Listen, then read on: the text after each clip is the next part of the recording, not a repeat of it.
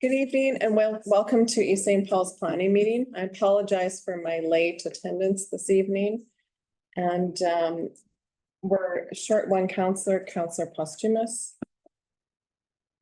And so I'll call the meeting to order, the time being 5:35. Can I have the resolution to adopt the agenda? Be resolved that the agenda be adopted as presented. Can I have a mover, please? Councillor Herechko, seconded by Councillor Imhoff. All those in favor? That's carried. Item number 4, the confirmation of the minutes for resolution. Be resolved that the council meeting minutes of the November 5th, 2024 regular council meeting be approved. Have a mover, please. Yeah. Councillor Duval, second by Councillor Imhoff. Any comments? Call for the question. All those in favor? Carried. Don't have any delegations tonight, although we have lots of public hearings and it's brought out a crowd, which is kind of nice to see because typically we're all by ourselves in here. So we get have some individuals talk to the public hearings tonight. So the first public hearing that we have is 6.1 variation order 75 for resolution, please, to open the public hearing. Resolved that council open the public hearing of council for variation order 75, 2024 for 3595 Rebeck Road. I'm a mover, please. Councillor Herechko, seconded by Councillor Duval. Call for the question. All those in favor? That's carried and the public hearing is now open. And I'll give the floor off to Mr. Planner. Madam Mayor. So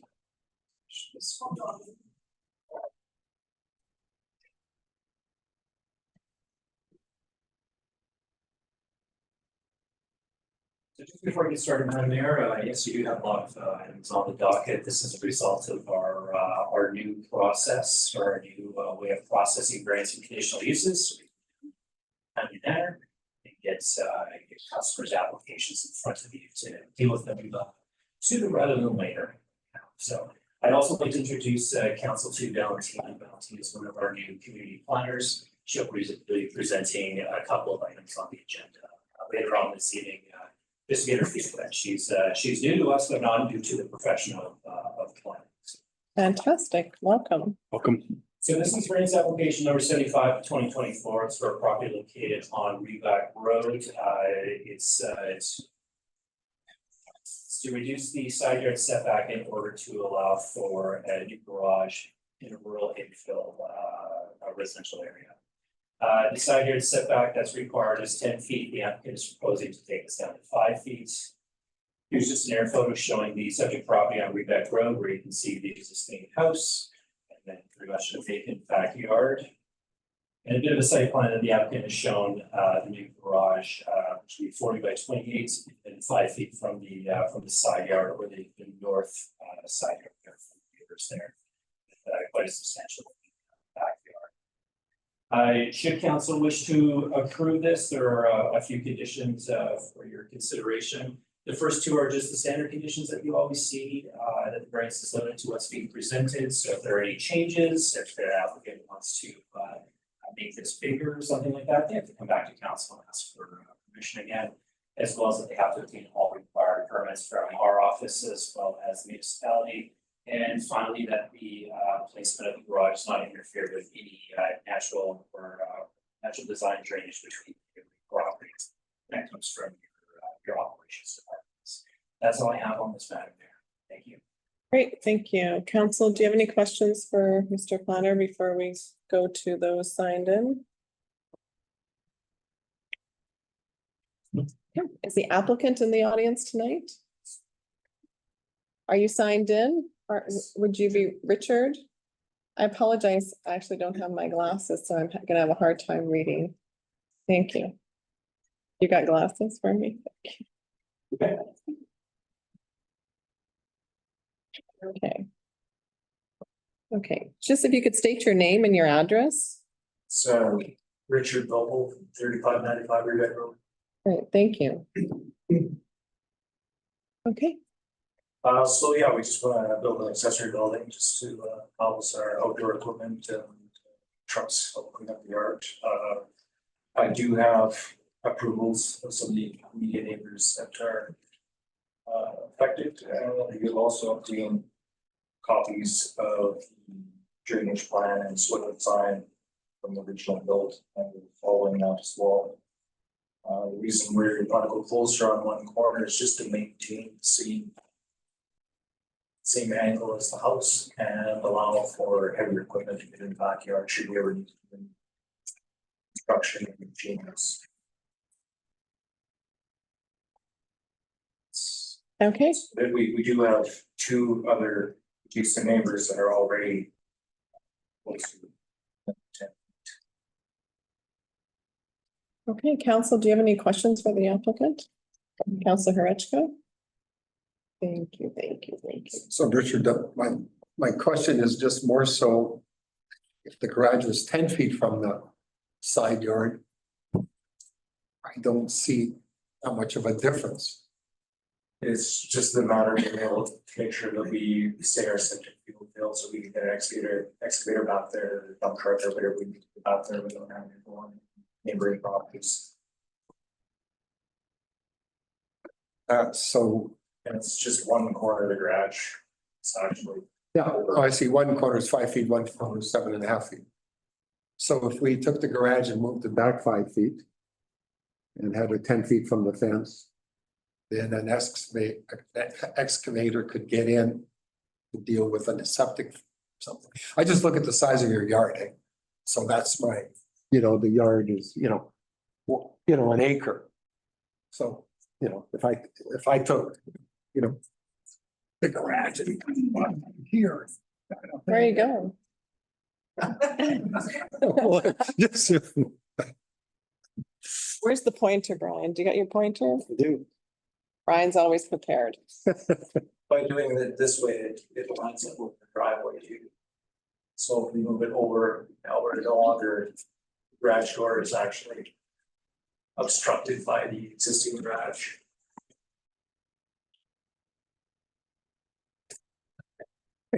Magic wand. Yeah, magic wand. So, yeah, so hypothetically, if I brought it here and, 5 more feet this way, and I wouldn't have no necessarily issues. And then the drainage, because we just had a meeting a week ago and about drainage and all these variances that want to be closer to the yard affects the swale and the water and all that kind of stuff. So that's kind of my only. It doesn't actually affect the swale. According to your swale design, the grade starts at 5 feet from the property line and goes down to a foot. Right, I think what, Within the 5 feet, we got a neighbor behind us, it's 1.5 foot property line. And one to the south of us that is less than 10 feet. So it's consistent with what has been allowed. Yeah. Driveway to line out, so we don't have. So, but we're here to deal with you tonight, not with your neighbors that's closer or further away from their 1 acre lot. I'm just saying it's consistent with what has been allowed already. Would have been nice if you would have put that drainage thing for us to see beforehand. It is your drainage plan that was issued. So this will design is from the development officer and it's going to be at the time of the build. I was the general contractor of the property and I have the drainage plan schedule C as well, but it doesn't interfere with either of those. correct, but it wouldn't have considered the roof, the watershed from that roof, right? Because that was based on your existing construction. So there would be probably a redesign to consider the roof, the watershed. Because that's essentially how those are created, right? It's the consideration of the runoff and the watershed from the roofs too. Well, if the garage is 10 feet away from the property line or 5 feet away from the property line, you're still getting the same amount of water into the same spot. Correct, you would. I think it also takes in consideration your neighboring properties to ensure that that swale can sustain. And, so I know that we've approved 5-foot side yards, and then they did have to redesign their end lines for their lot grade site servicing plan. So that does happen. I think in that, I'm just trying to elaborate to Council Horechko to, I think that's what he was trying to get at. Because that's the conversations that we've been having with the RM staff. Councillor Duval? Yes, could we get the satellite shot up on the screen?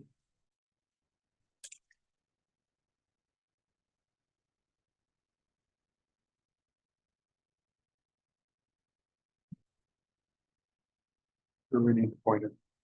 Oh, goodness.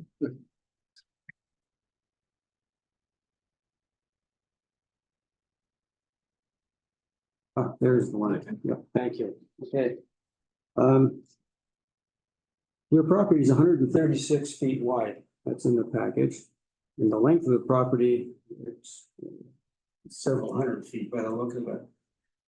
I can't see a reason why you don't have room to keep 10 feet away from that property line in that huge backyard. Then we're being on the back of the house, so this way we keep the line of the driveway into the garage. You can keep the line of the driveway and be 10 feet away. No, because then we have to move the garage further inward. Yes. But you've got 136 feet of yard from one side all the way over to the other. And you're looking for a couple of feet? I don't understand. We get a lot of applications with small yards. You know, with obstructions like large trees, et cetera, et cetera. I don't see any obstruction at all in this backyard. We would like to have a deck or something in the back of our property as well. Pardon me? We'd like to have a deck or something in the back of the property as well, which means How many feet from the house to the back end of your property do you have? Of we also have to mean distances from the septic field as well. course, you have enough room for all of that. I just don't see it. Thank you. Councillor Imhoff, do you have any questions? I don't think there's anything I can add. You guys have covered any questions I would have had. Great. All right. Yeah, oh, okay. Okay,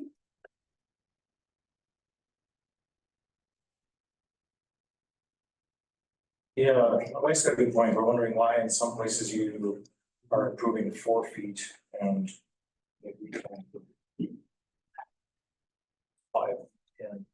well, typically the applicant doesn't get to ask us questions. I can, through if we close the public hearing and we have discussion, I can ask the planner at that time if there's any approvals for a 4-foot side yard in that community, in that direct community. We would then ask that question, but it's not, right now, the public hearing is not set up that we debate with the applicant. You're there to present your case. We're there to ask you some questions. And you've brought up a point and we'll try and answer that through our conversation when we close the public hearing. Okay. Would your wife like to come and speak to the application? You're signed in support.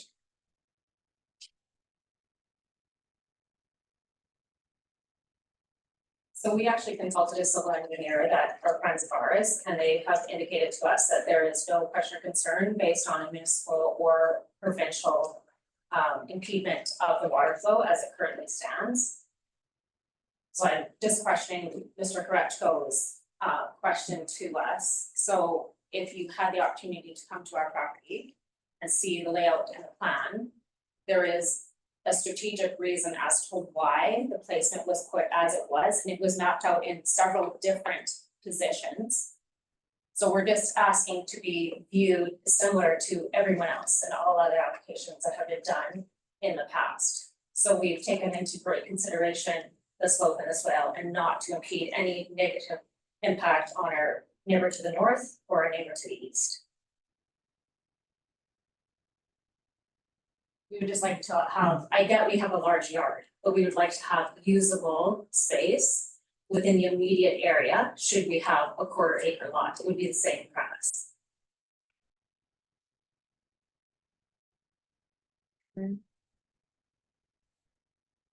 Now, your garage is 28 wide, is that what I'm seeing? Sorry. Yes, I've asked my husband to reduce them Okay, specifically so that we can have more usable.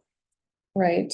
Was there any consideration to lessen the width, the other 2.5 feet, and then extend it to the back just to come into compliance with the 10 foot at the front. Yes, we considered multiple different angles. The dimensions that we determined we needed. To Okay. the house equipment we have. Okay, thank you very much.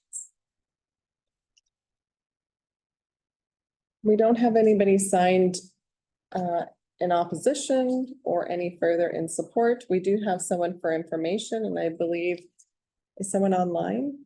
Yes, he is. Does he want, Hasn't indicated that he wants to speak, so okay, invite him. we can invite the individual who's online to ask a question, or if they would like to add to their add to the application.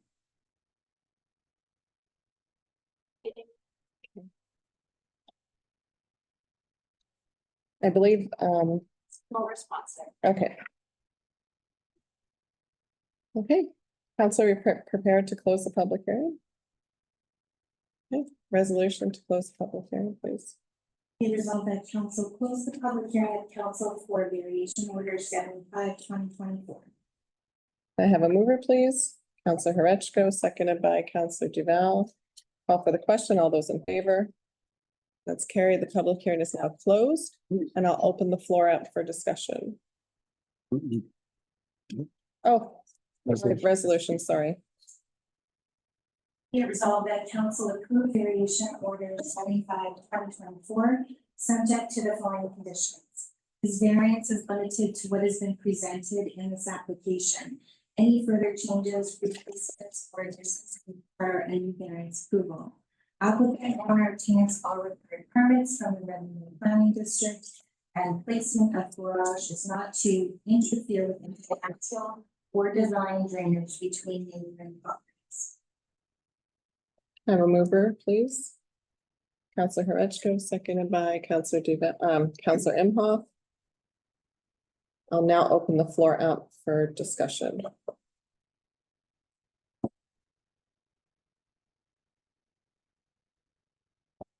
Counselor Duval? Well, as was mentioned previous, the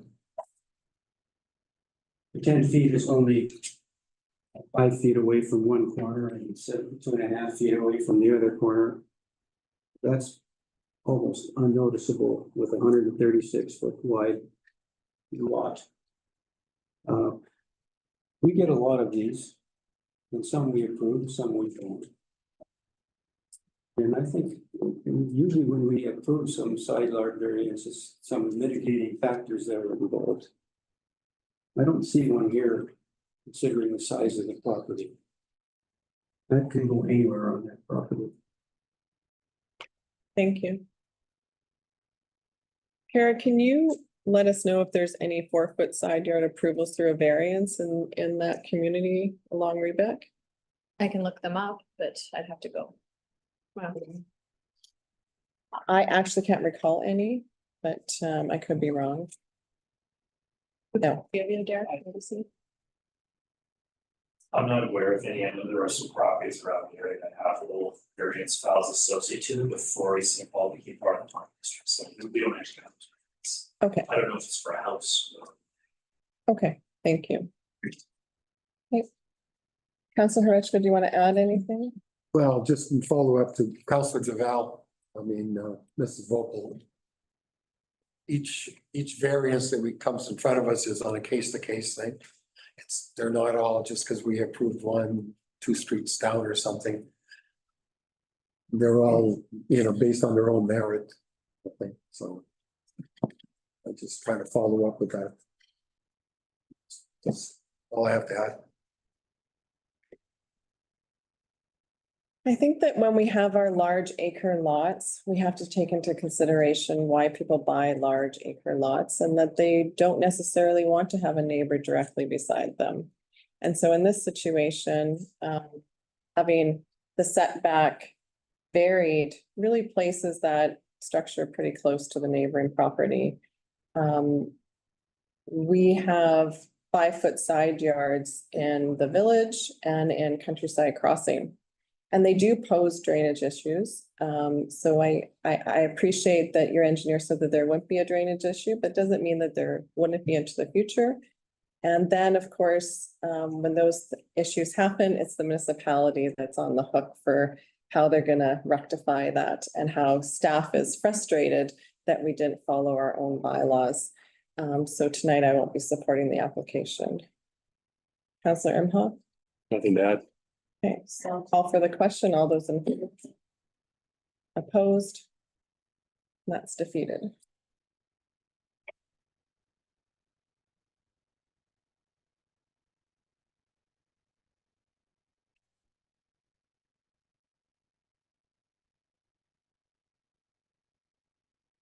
Okay.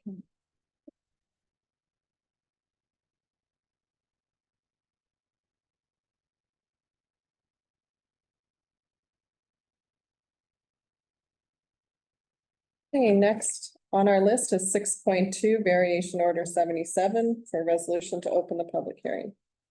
Resolved that council open the public hearing at council for variation order 77, 2024 for 1819 Sparring Avenue. I have a mover, please. Councillor Horechko, second by Councillor Duval. Call for the question. All those in favor?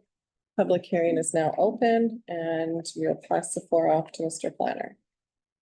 Thank you, Mayor. This is variance number 77 for the property located at 1819 Sparring Avenue. The purpose is to add a second driveway to the property. Section 56 of your zoning bylaw defines you can only have one driveway approach on the property. So I know you've dealt with this a couple times in the past where someone wants to have a second driveway. This is just like that. So here's the property you can see on Sparring, and it's actually a through plot. It has frontage on Sparring and on Hudson's Bay. That subdivision came in Hudson's. That's there. So the applicant has moved that they would like to have a second driveway access off of Hudson's Bay. It would help them maintain the yard. Sorry, back to your photo. See all that.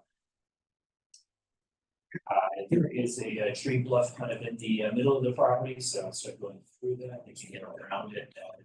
Access, as well as it would facilitate future subdivision at some point.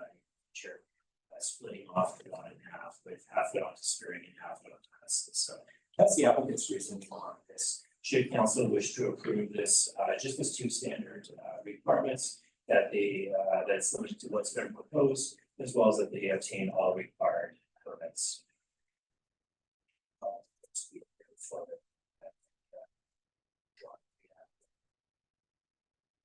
Thank you, Mayor. Thank you. I see the sketch here. So we have the existing dwelling. Can you pull up the sketch? Sure.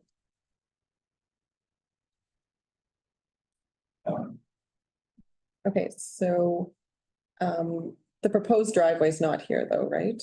It's not indicated on there. Okay, that's just what I was The wondering. exact location is. Okay, thank you. Council, do we have any questions for Mr. Planner before we move to the applicant? No, okay, thank you very much. Larry Kimikovich is in the audience. Would you like to speak to the application?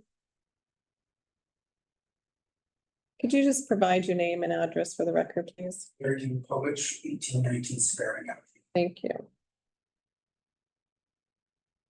Go ahead. I purchased this property in October of 2018, so to subdividing and building a new home in the rear of the property, as indicated on my survey. Unfortunately, because of the sewer capacity situation, my application has been stalled. In the meantime, I did have a shed removed from the back of the property with no issues. In the interim, there's another shed on the property that I wanted to bring into compliance with future zoning, bring it into 10 feet side yards, front and rear. And unfortunately, now that I'm being brought to council, I'm not able to access the to do. I still intend to subdivide the property, should that become possible. I understand, and I can understand your frustration with the moratorium. Hey, Hanson, do you have any questions for the applicant? Oh, really? I don't think so. Thank you. Hey, we do have someone signed in for support. It's Danny Lau at 60 Hudson's Bay. Is he in the audience? Am I saying that right? I'm supporting that position. Oh, I'm sorry. I'm reading that wrong, not my glasses. Sorry. Okay, in opposition, would you like to speak to the application? Great. Come to the podium and state your name and address.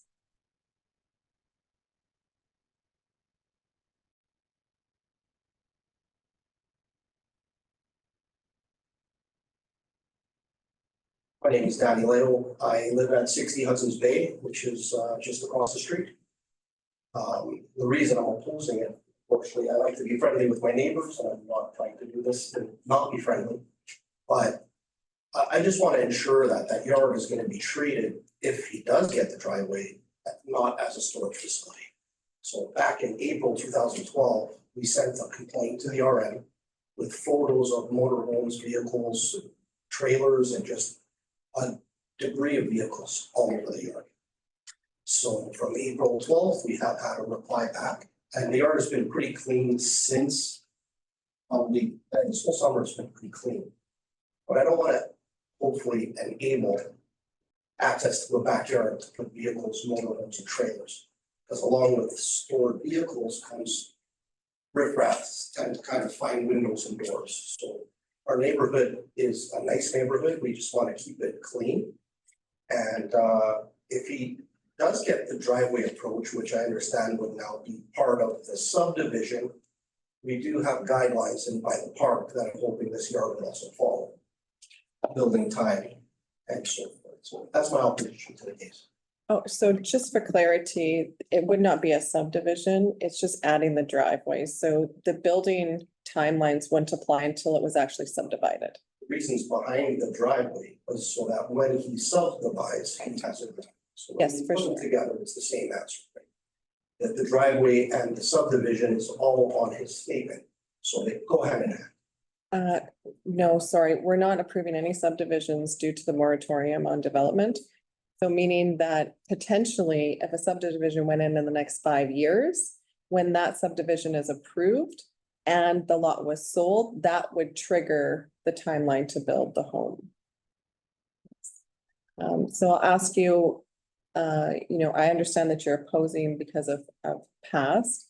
If the variation order had restrictions and it was upheld, do you see an issue with the driveway? I'm totally comfortable with the driveway going in. Okay, I'm not comfortable with the driveway going in from stored vehicles and debris. okay, A 6-foot fence surrounding the perimeter with the gated driveway would be the best scenario, or a clean yard. okay.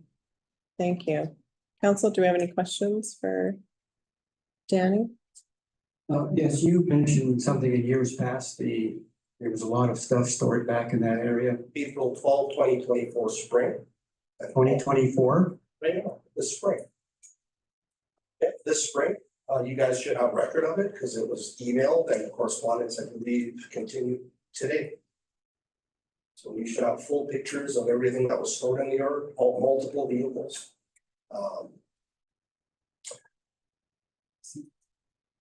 We'll have pictures. So you have 3 or 4 vehicles in a motorhome. how did they get in there? They come, so the driveway that he's proposing is already a driveway. And the tree line is missing the trees, so the access to the backyard is fully accessible. So every spring, he takes the cars over, and every fall, he puts the cars in. So, yeah, you guys should have record of all this, because it's been sent in. Maybe 10 feet worth of trees missing to allow vehicles in and out of the back. Any further questions? RCO, do you have any knowledge? Okay, I sent it to info back and send it to whoever needs to see Where it. did you send it? Provided me. And there's been responses, right? Yeah, so somebody is replying to us, and this has been going on since spring. Thank you. Yep, Thank you. everything. So we also have somebody else signed in opposition. It's M. Lund from 62 Hudson's Bay. M. Lund. Hi, would you like to speak or you just want to remain in opposition? Thank you.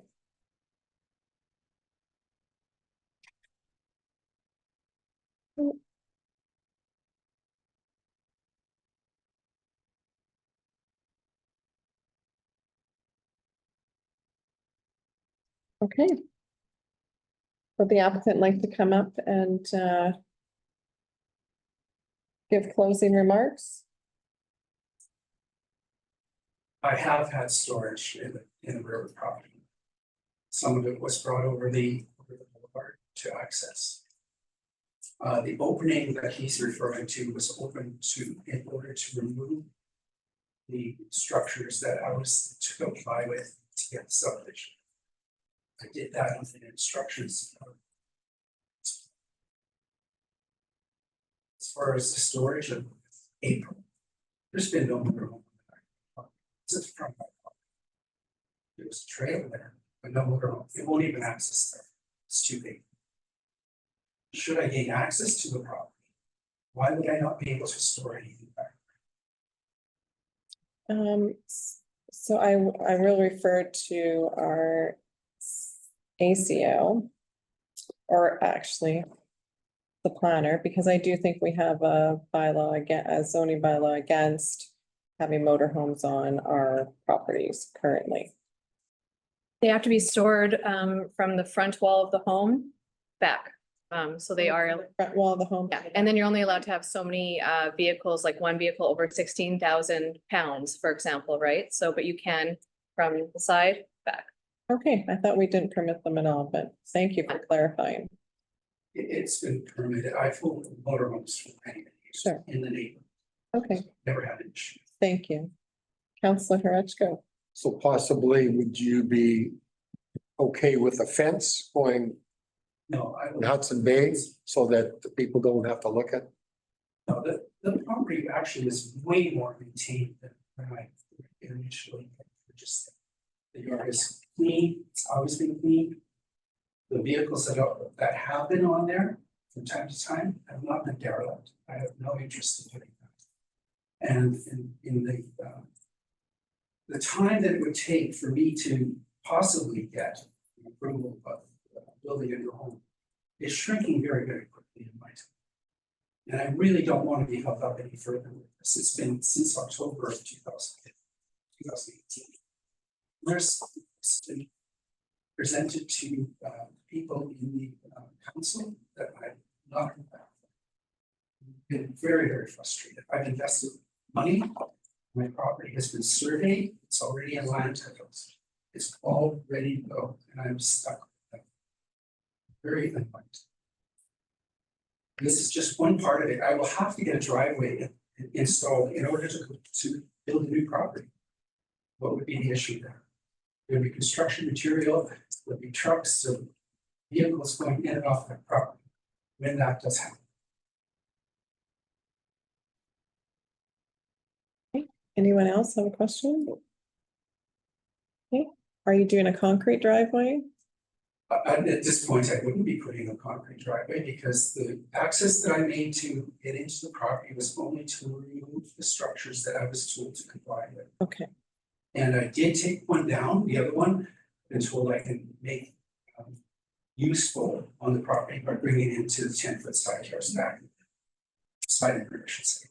Once the drainage is completed.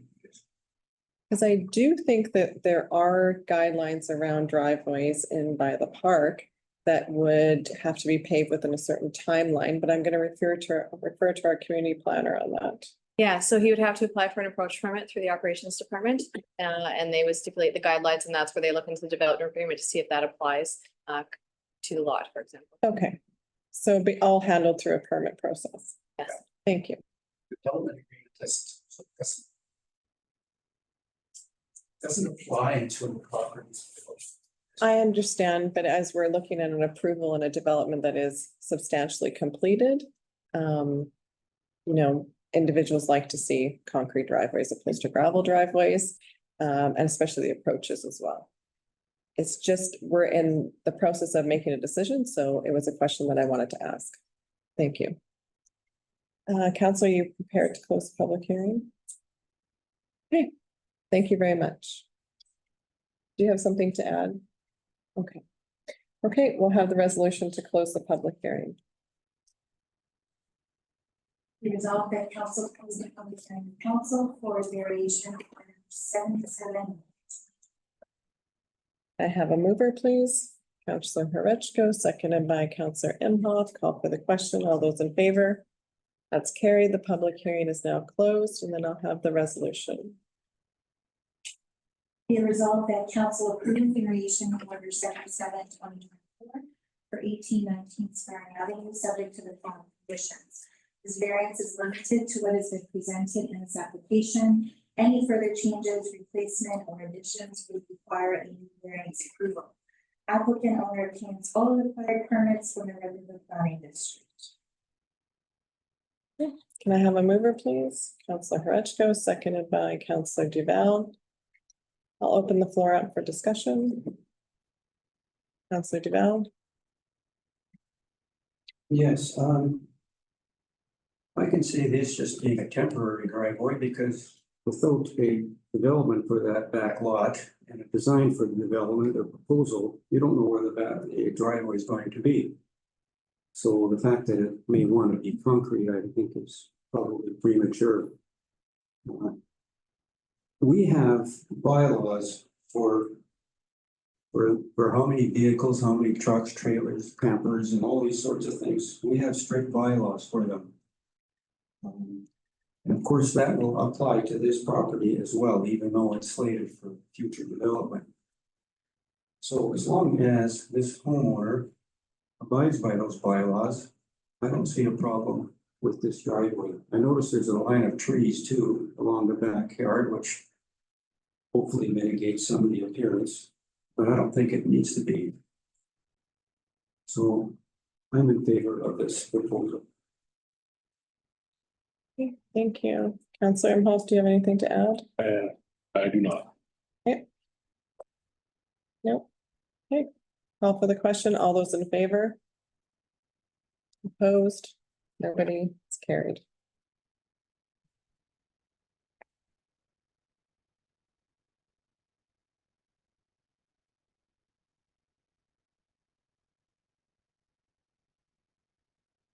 And Mr. Kimikovich, if you would like to make a meeting with council and come in and talk about your subdivision into the future, we'll be more than willing to have a meeting with you. I can't get into that conversation, but I'm just giving you that information. Okay. I'm sitting here like someone's gonna call it for me. Okay, next is 6.3 conditional use 22 for resolution to open the public hearing. Be resolved that council open the public hearing council for conditional use 22/2024 for 295 Henderson Hwy. Can I have a mover, please? Councillor Horechko, seconded by Councillor Imhoff. Call for the question. All those in favor? Public hearing is now open, and I will pass the floor off. Thank you. Madam Mayor, I'm going to pass it to my colleague to give the presentation, but for council and the administration, conditional use number 22 and variance order number 79 are both for the same property. One is to establish a use and one is to a variance. If it's council's pleasure, you can have a combined hearing on that. You can talk about it all encompassing and then close the hearing and make two separate decisions or two separate resolutions on those. And I guess if you want to deal with it that way. We could do that. Do we have another sheet to add then? They're combined on one. They're combined on one? Okay, then, so I'll call for resolution to open 6.4.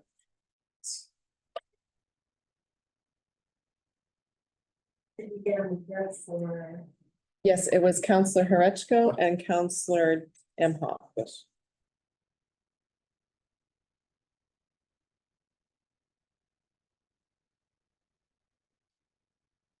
Be resolved that council will attend the public hearing of council for variation order 79, 2024 for 295 Henderson. Please, Counselor Rechko, seconded by Counselor Imhoff. Call for the question. All those in favor? That's carried. That public hearing is also opened. And Ms. Valentino, is that it? Thank you. Present, thank you. Sincerely. So this is a conditional use application number 22/2024 at 29 Henderson Highway property.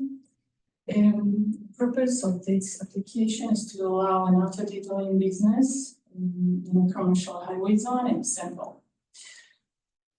So we define auto detailing business as a light industrial. Is a conditional using H in CH zone is Central. And here is the air photo location map identifying the subject property and surrounding area. And some applicant site plan, you can see exact location of the proposed business. And this is a street view of that same property. As you can see it actually from the side, and this is the entrances. So should council wish to approve this application, our PD recommends our two standard conditions that this conditional use will be limited to what is being presented. Any changes or additions will require new approvals. And by applicant to obtain all required permits from us and the RM if required. Thank you. Okay, so we'll continue as a combined variance to that. For the same property,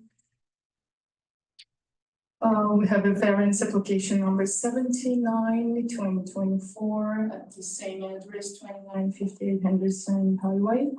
And the variation is to allow for that business identification sign attached to the building to be on the side wall instead of the front one of the building in a commercial highway zone. So the variance is to put it on the side wall, not on the front one, and we will see the business signs in 3 images.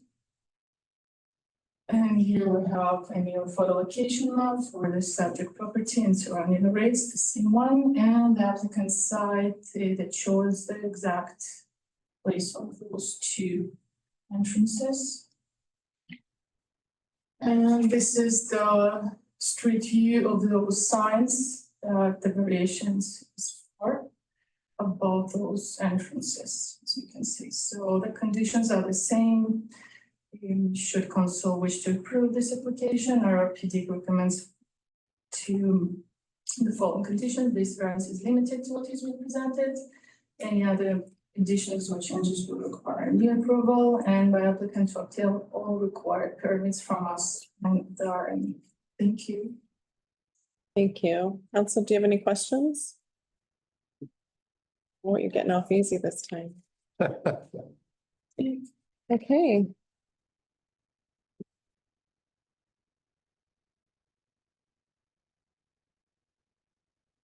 Is the applicant in the audience? Okay, would you like to come up and speak to your application? Hi, good evening, everybody. My name is Rajat Singh and my address is 228 Southwood Crescent. I would like to serve the community as an auto detailer. And I would like to have everybody spoke there, stop by when, if you guys would like me to have it. That's all. Thank you.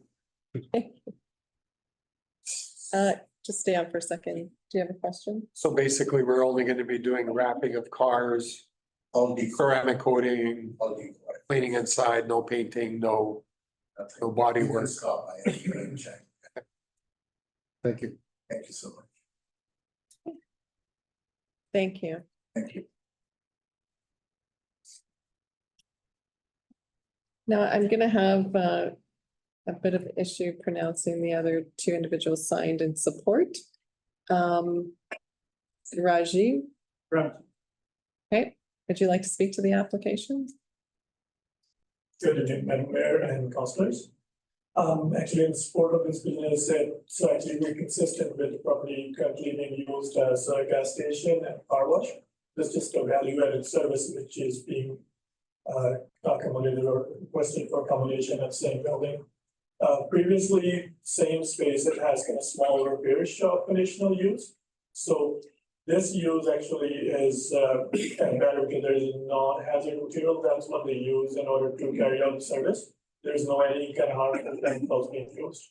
So I support this business for approval. Okay, thank you very much. And then the next individual in support has the same address as the applicant. Yeah, are they present as well? It's Harjar? Yes. Sorry, that's, the second application is for to have my sign up for the business. I would like to have it where I'm running my business just in front of the same wall. If I have it in the front of the business at 2958, that can mislead the customers to the different walls, which I would request the council to have me my sign up at my doorstep. Okay, thank you. We have one person signed in opposition. It's M. Shinneman from 35 Sulkers.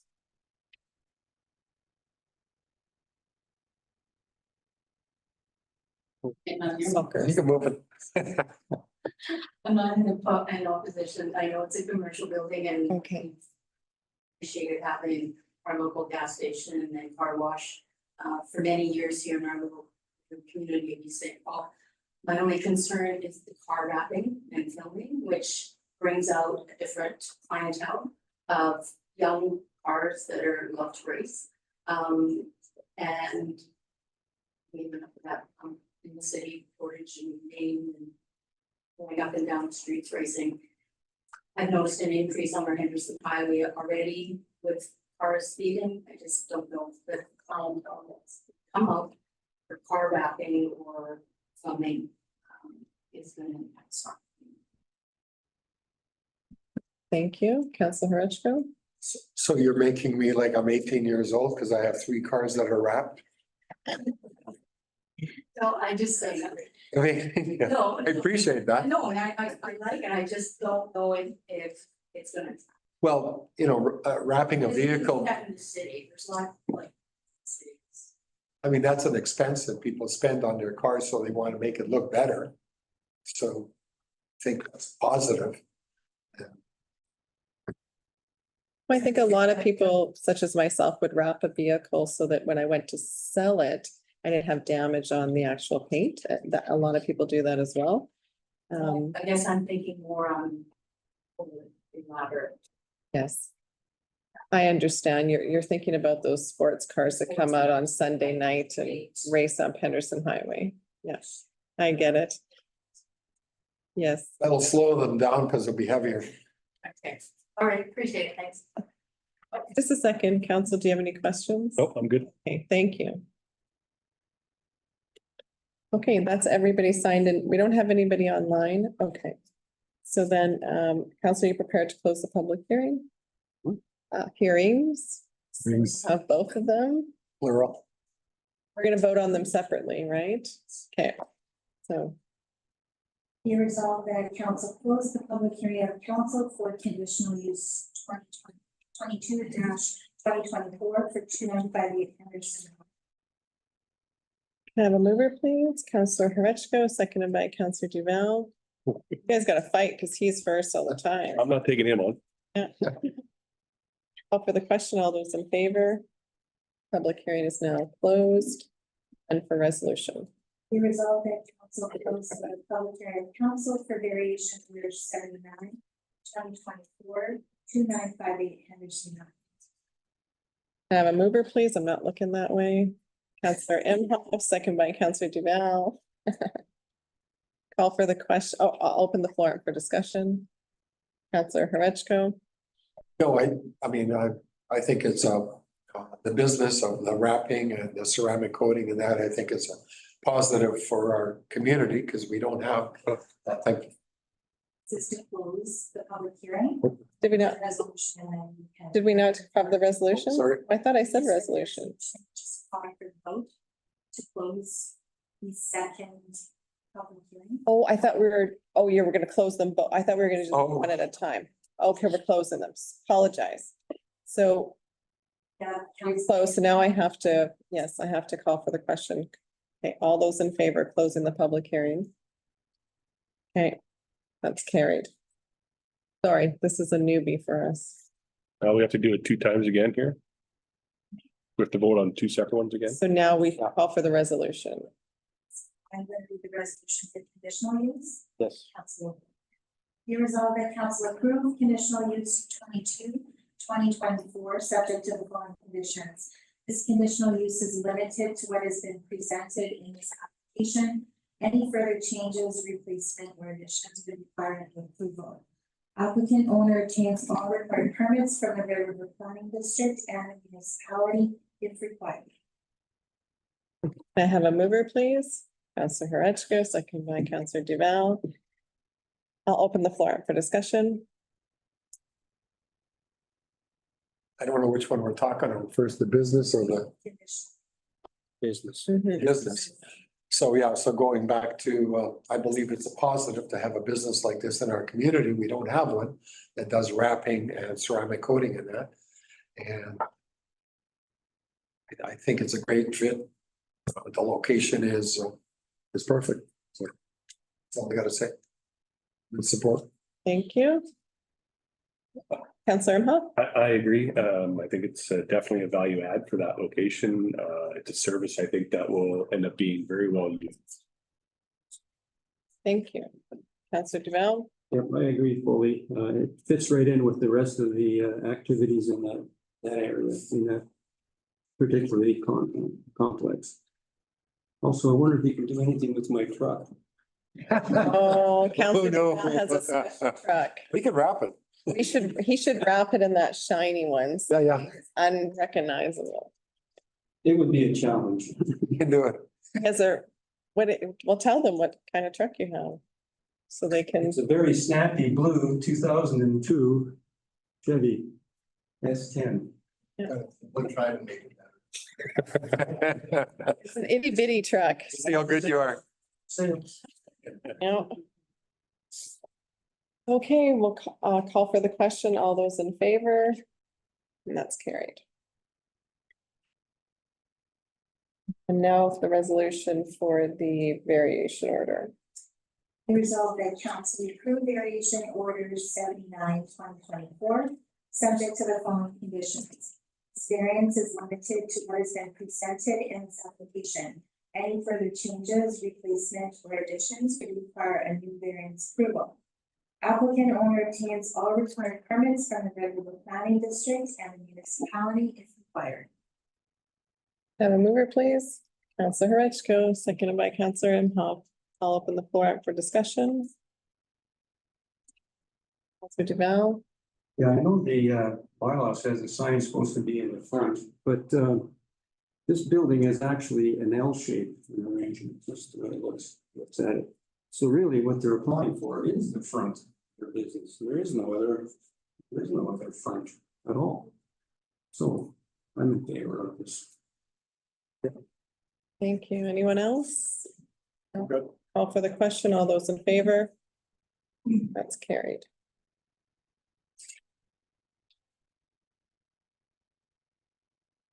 Okay, next we have 6.5 variation order 81. Be resolved that council for variation on the one. 305 Rothesay. Can I have a mover, please? Councillor Imhoff, seconded by Councillor Horechko. Call for the question. All those in favor? It's carried. The public hearing is now open. And Thank you, ma'am. This is variance number 81. It's for 2305 Wallace Street, and it's to reduce the building separation distance between an accessory structure and the principal building. Specifically, the building separation under section 52 of the zoning bylaw is supposed to be 10 feet. And the applicant would like to take it down to 5.75 feet. Here's the subject property. You can see it outlined in black, and just to the south is the park and the retention pond. And here's a bit of a drawing that the applicant has shown here. So what we're talking about is a hot tub that's going to be surrounded by pergola, and that's the building that's is going to be a lesser separation distance from for the house. Typically, this comes up as an issue for detached garages and sheds that have walls. As you're aware, pergolas don't have any walls, so a little bit of a different scenario here. Should council wish to approve this, or two standard conditions that the variance is limited to what's been presented, any changes that have to come back to council, as well as that they've obtained all required permits from our office, as well as the municipality. That's all I have, Madam Mayor. Thank you. Thank you, council. Do you have any questions? I'm Councilor Horowitz? assuming that's 10 feet away from side yard. Right, that doesn't come into play on this, the standard. Okay. Thank you. Anyone else? No questions? Okay. Is the applicant in the audience? Okay. Daniela? Daniela. Okay, would you like to speak to your application? No? Thank you. I just wanted closer to my house. Okay, thank you. Okay. We don't have anybody signed in opposition. We do have someone signed in for information online. Yeah, and he said he's just here to observe, no desire to speak. Okay, thank you. Okay. Then we'll close the public hearing. Be resolved that council close the public hearing of council for variation order 81. Have a mover, please. Councilor Rishko, second by Councilor Imhoff. Call for the question. All those in favor?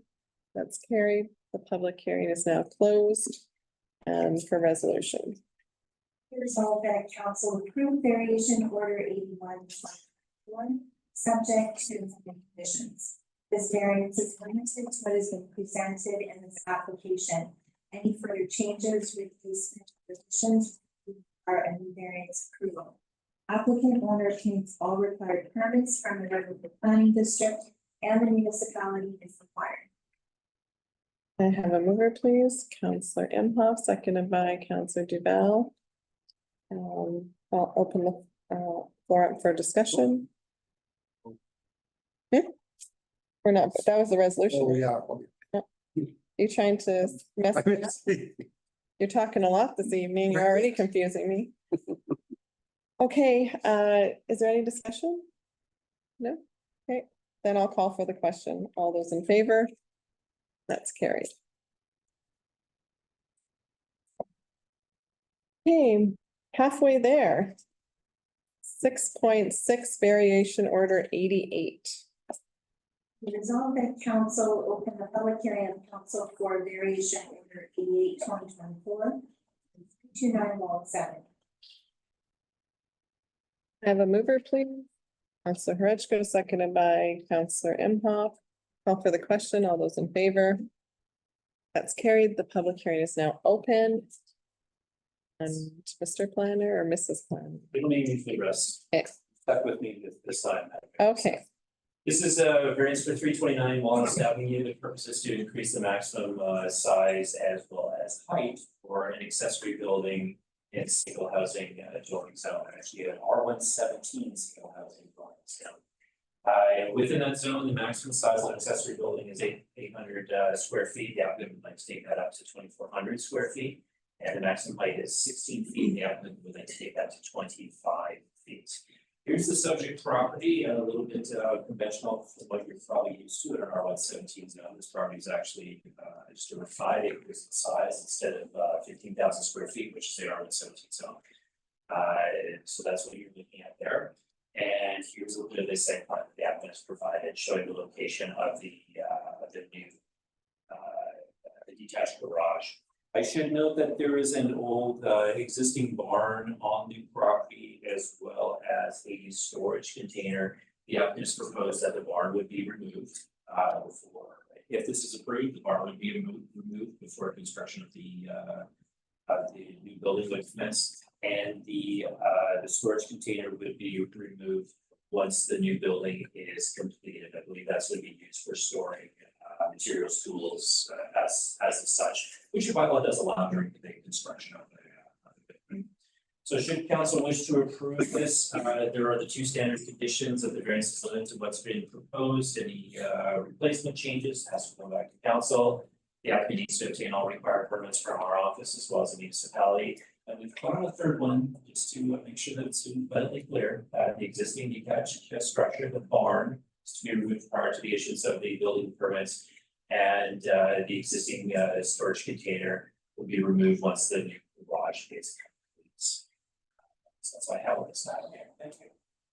Thank you. Council, do you have questions?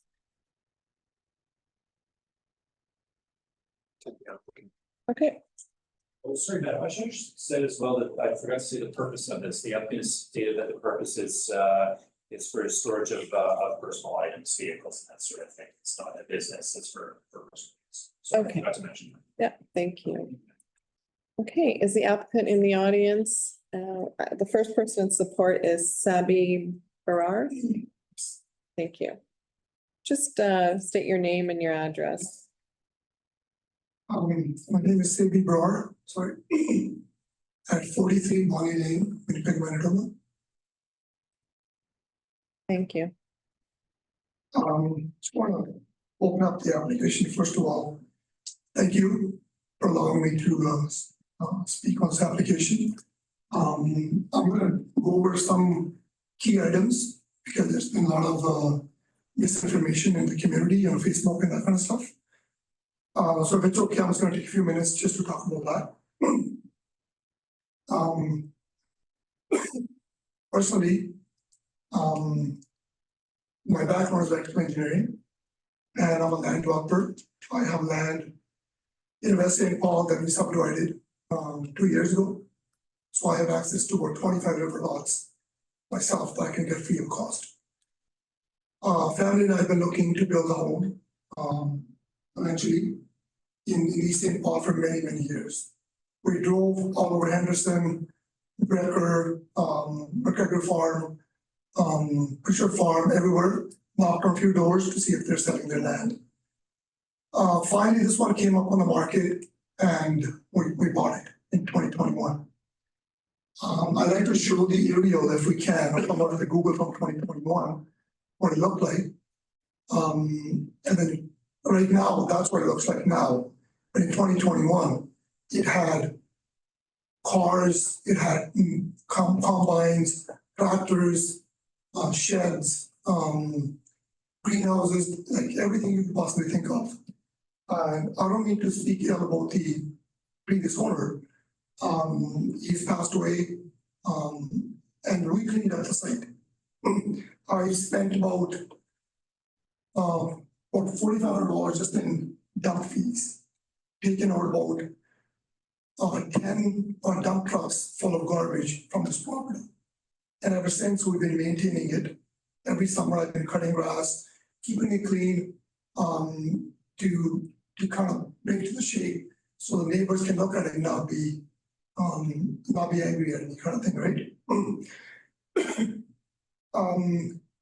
I also do multifamily buildings. The reason I'm saying all these things is because there's a lot of racial comments being made on Facebook.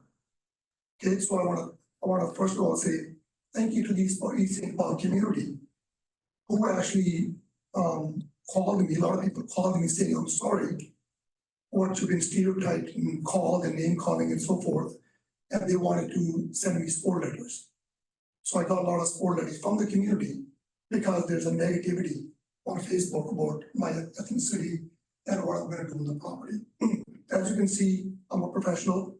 I'm not going to do any, truck repairs or tow trucks. Basically, I study, speak, you can't park campers. I have a camper, I wanna park it inside.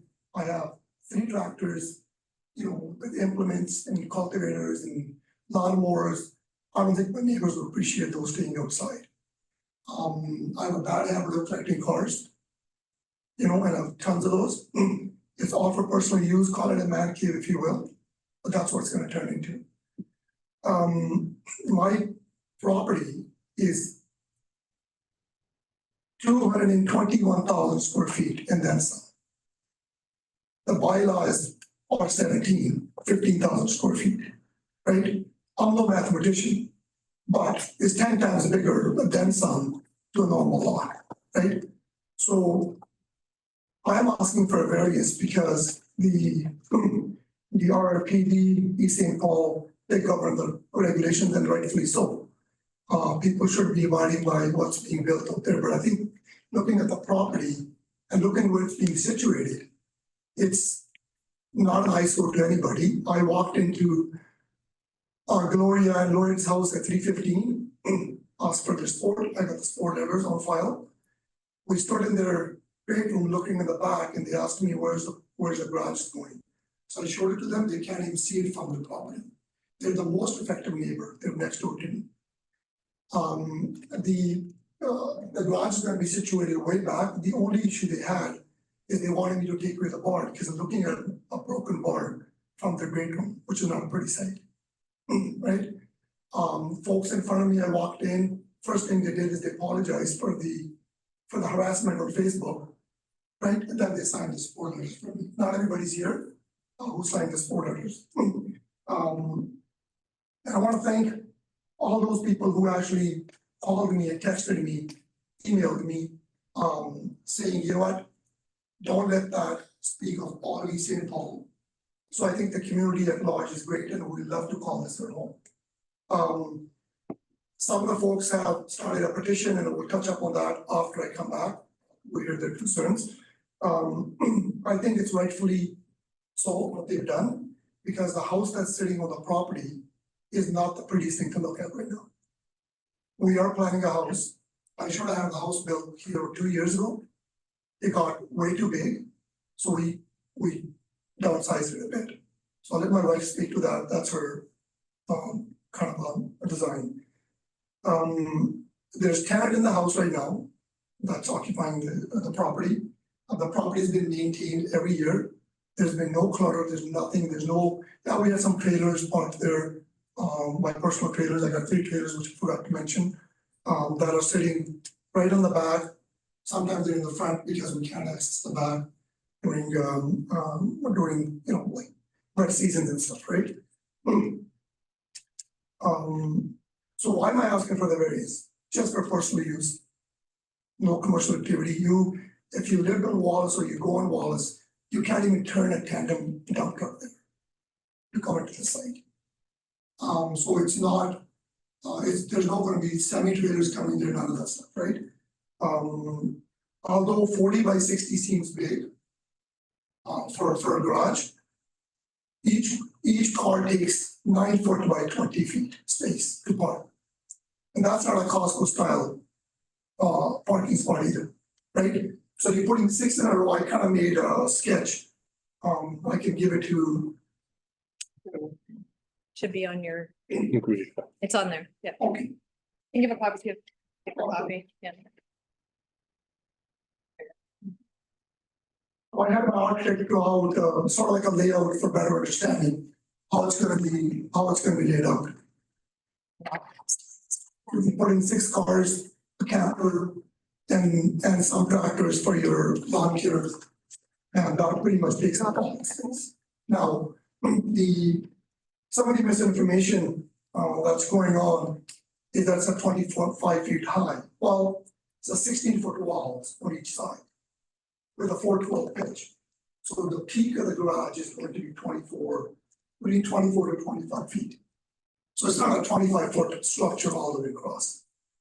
If you look where I'm placing it, if you look at the neighbor who's going to be looking at this shop or the garage, is going to be 2571 Henderson and 2575 Henderson And as you can see, they're almost 3 blocks away, their home on Henderson from my property.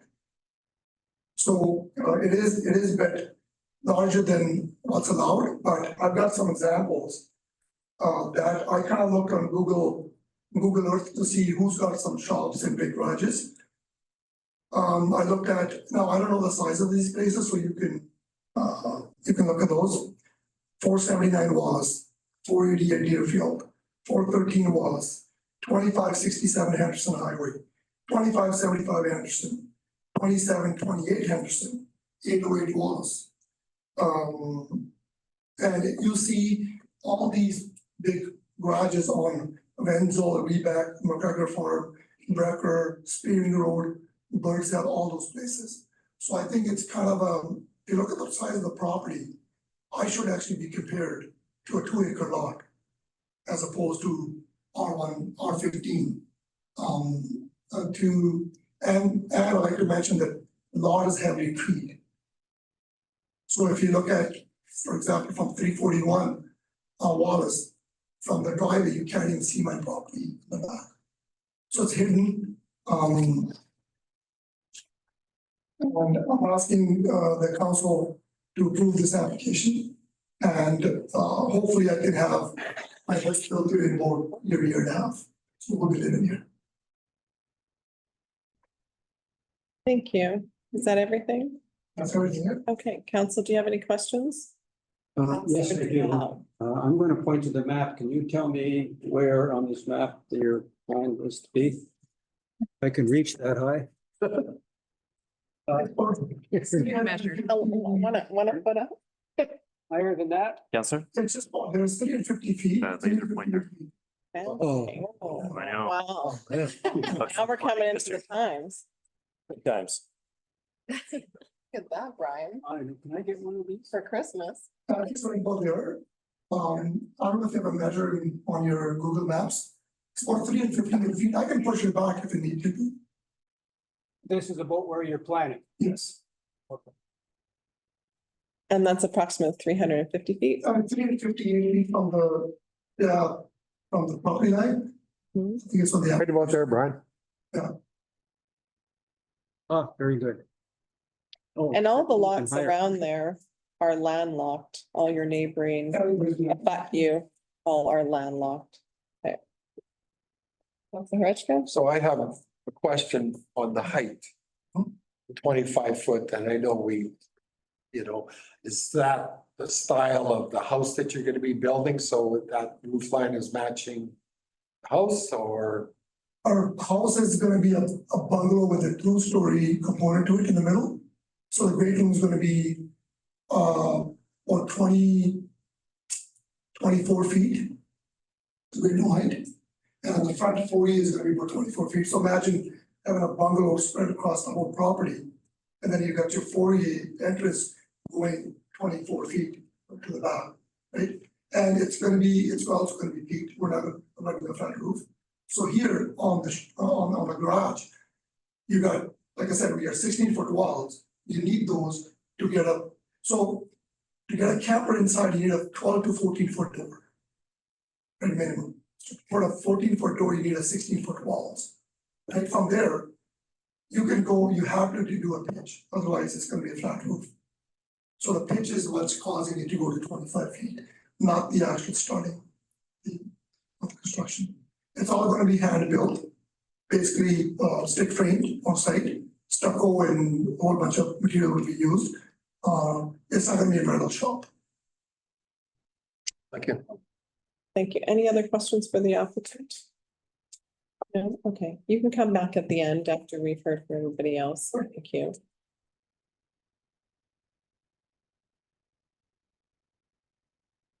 I might destroy these last names, so I think I'm gonna call on people by their addresses because there's scribbles on here too. Is it Sandy? Cindy, sorry. And you are you the wife? Yes, my name is Cindy Barr, and I'm Sadie Barr's wife.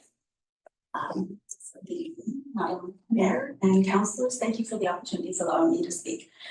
Cindy covers almost all the pertinent details and all the points that we wanted to address, and I'm just gonna elaborate without repeating myself.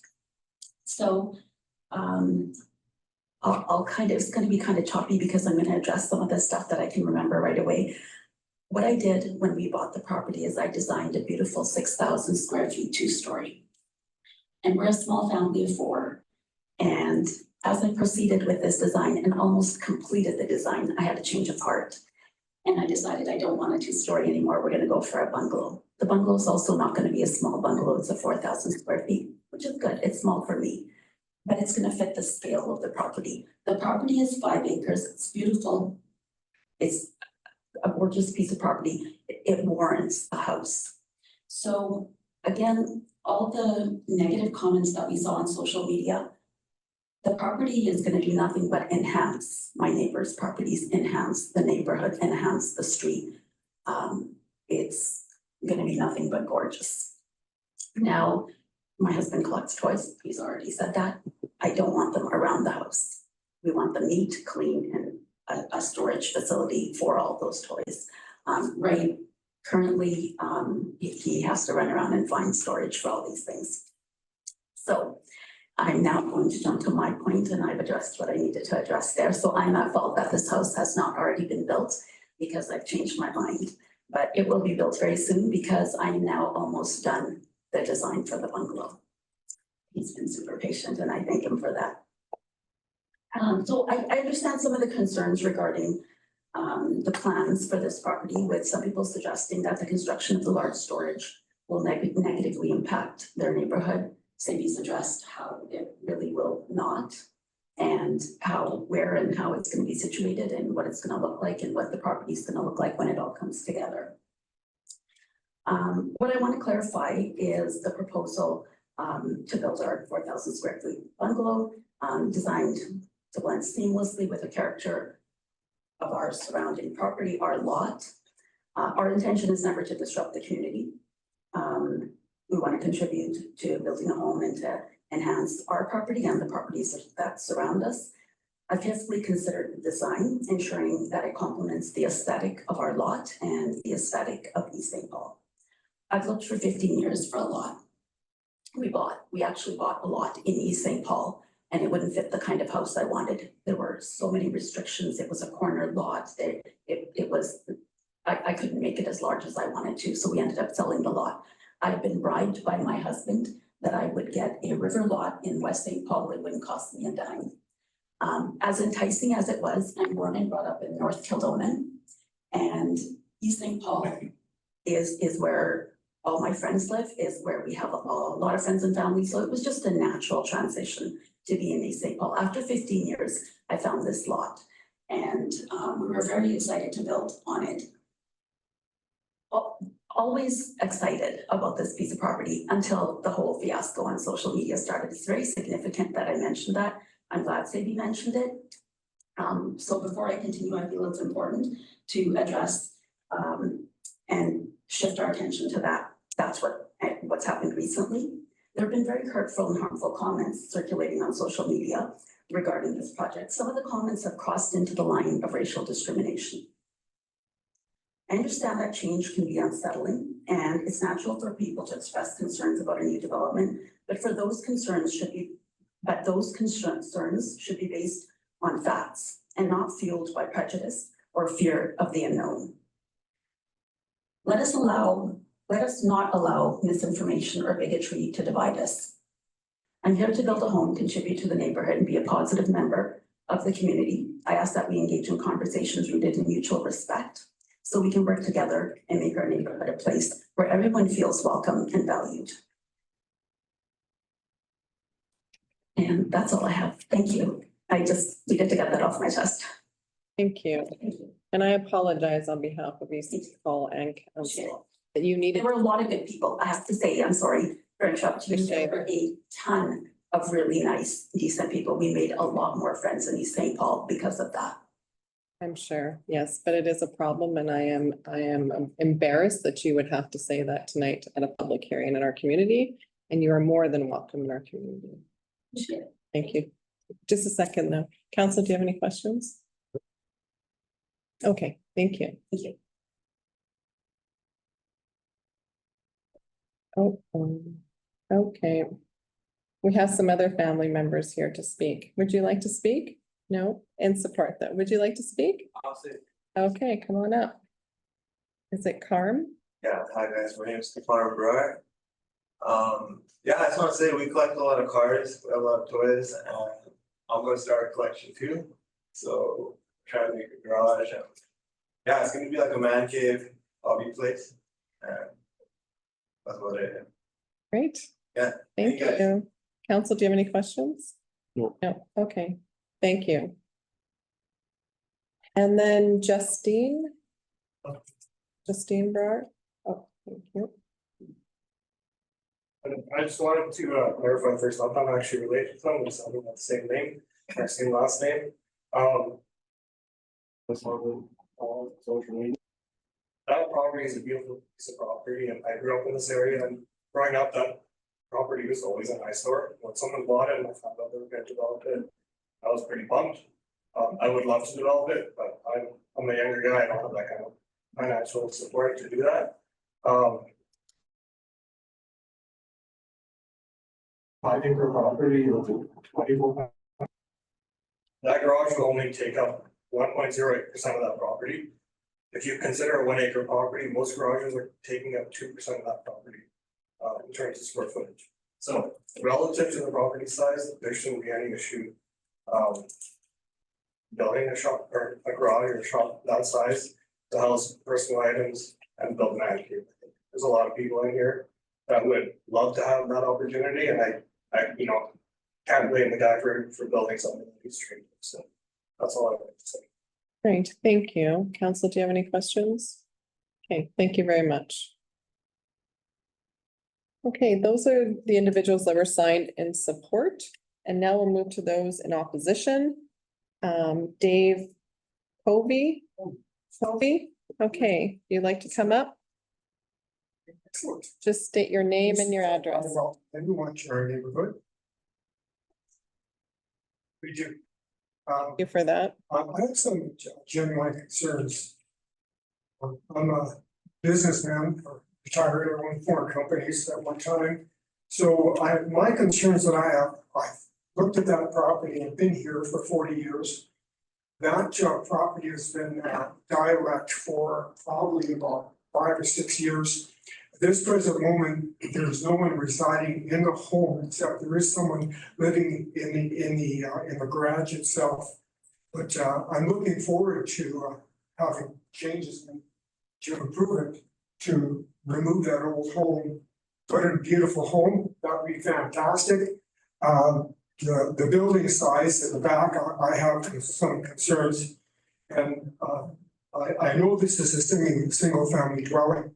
So my concerns that I have are that when you look at the size of that building, I have to ask them questions. The regulations, rules and regulations, how many vehicles can you have on a residential lot in East St. Paul? And if those vehicles that they have, and I'm a little concerned that it's not going to be a side commercial venture, they're off the side vehicles bought and sold and whatnot. I have my business separate from my residence. I was in business for 53 years. And I had my business operations separate at 3160 Main Street. And then, of course, I resided on 377 Wallace. So my question is there a side commercial endeavor? That's my first concern. And the second concern is how many, once again, I'm repeating myself, how many vehicles are you allowed to have in that property, whether they're on the property itself or inside the building itself? So those are actually my concerns that I have. But, yeah, by all means, I'd like to see this property developed. It is an eyesore. I've been driving by it for a number of years. As a matter of fact, I can remember moving the resident out of there 35 years ago. The wife there, she left the husband, and that building has gone downhill for the last 35 years, and It's just disgraceful. It really is. Thank you. So I just have one question. The applicant did reassure council and the crowd before you that he's not operating a commercial business there. Are you Okay, satisfied? that's good. Yes. Oh, yeah, well, and one other thing I want to mention to you as well. What I think should be done, myself personally, of course, I'm not in charge, but I'm very analytical. What I think should be done first is I think that the residence should be built first. The house should go up first. And then the building at the back should be done second, because my concern I have is if the building goes in first, how long is it gonna be before the house is built? Is it gonna be within, this gentleman mentioned 18 months? So my question is, I think that a building permit for the residence should be established first. And once the residence is built and completed, that's totally legal, of course. And then at that point, the decision on the building can be made. I just think it needs to be done in proper perspective, because if the building goes up first, who knows how long we're gonna wait for the house to go up. Takes a long time to build a house, so that's my concern as well. Yeah, so I'll just touch on that for just a moment. If it was a vacant piece of property, that would be the proper Okay. process. Because there is a residential, there is a dwelling there, Correct. could not apply. Now, here's my question. That house had been vacant for years. Now, I understand, and I'd like to get somebody to verify this. I found out that just 2 days ago, that there is someone living in the garage, but the rest of the house is not being used. So the bottom line is the usage, just using the garage, is that proper approach for that to be happening? Because my way of thinking is, if I was living in a bought a house, I wouldn't be living in a garage, I'd be living in a house. So why is someone living in a garage? The premises themselves really are very dialect, and it really need to be done now. Okay, well, that's kind of hearsay and, I realize that. yeah, so we're not gonna address Well, that. He was the one that brought it up. I mean, you can verify hearsay or not. I just received the information the last 24 hours, so I put it together, trying to be as analytical and proper and respectful as well. I want you to know that. I guess I think that we all need to find respect for this family in our community. Absolutely. Appreciate that. Thank you. Thank you. Oh, council, do you have any questions? No, No. okay, thank you.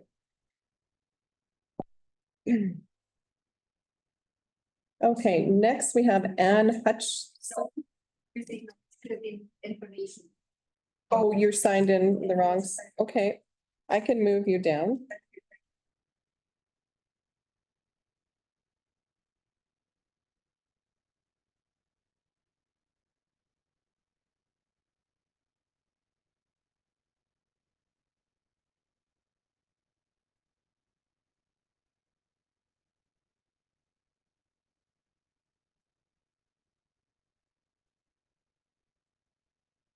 Okay, Joanne Enns.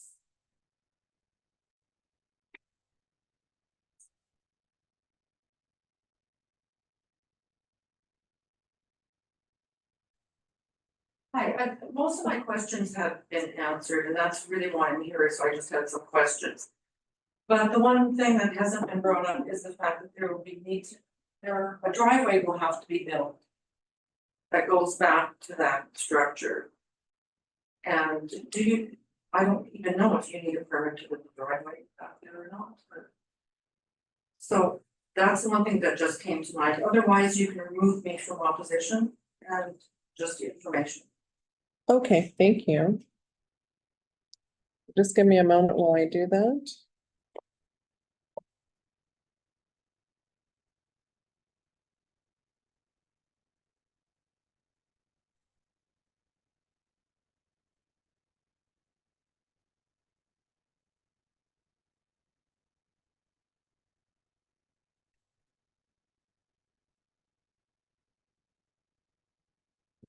Okay. Someone else at your address, I believe, 729. I don't know, it's the writing is quite small, so I'm not sure if I can pronounce the right name. Would you like to speak to the application 729 Wallace?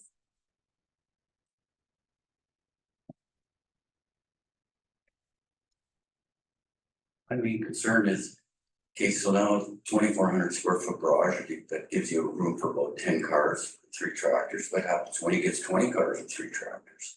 You increase the size to 5,000 square feet because he needs a roof over the head. Like, where does it end? That's my question. Like, you're gonna approve three times the size that's allowed. What if he gets more cars? Do you give him an application for an addition then? Yeah, I don't know. That's my main question. Thank you. Thank you. Garrett Park.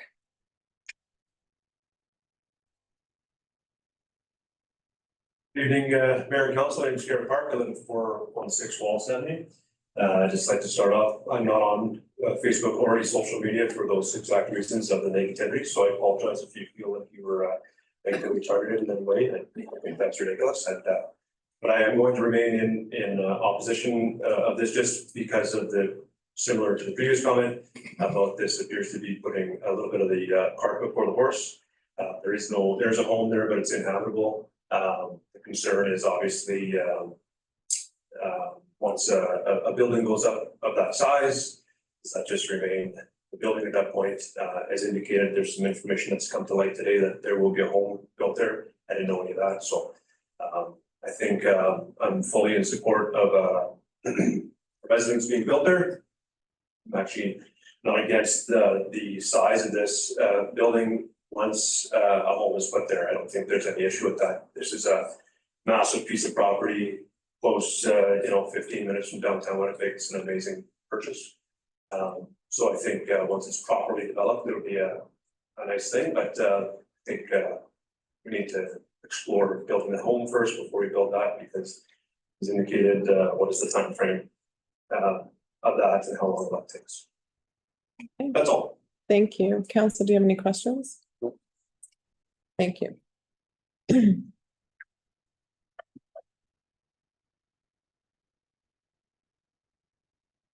First name is Anna. I'm gonna have a hard time. Sorry. Oh, for information? Okay.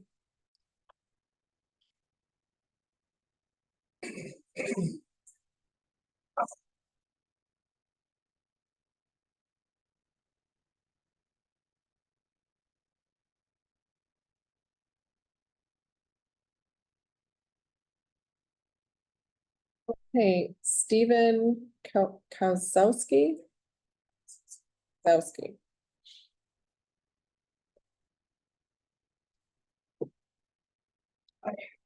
My name is Stefan Kozowski and I'm at 342 Wallace.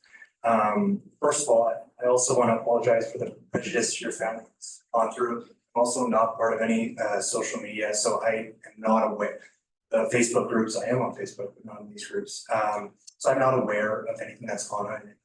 I feel really bad that you guys have assisted me. I have been kindly asked by some residents of this to speak regarding the proposed accessory structure on 329 Wallace. A lot of things have been said already, but I will reinforce a few points. One, the property had been mentioned for at 329 Wallace has remained vacant for over 3 years. And workers come and go during this time. And I guess seems like someone lives in the building or in the garage, but we don't really know for sure. It has effectively been converted into a works or storage property. And this, at the end, it detracts from the neighborhood's residential character. This vacancy has led to incidents of vandalism and in general disrepair, as has been previously noted. We do believe that it's essential for a residential house to be constructed on the property as a primary structure first, which has been mentioned before, rather than an oversized garage.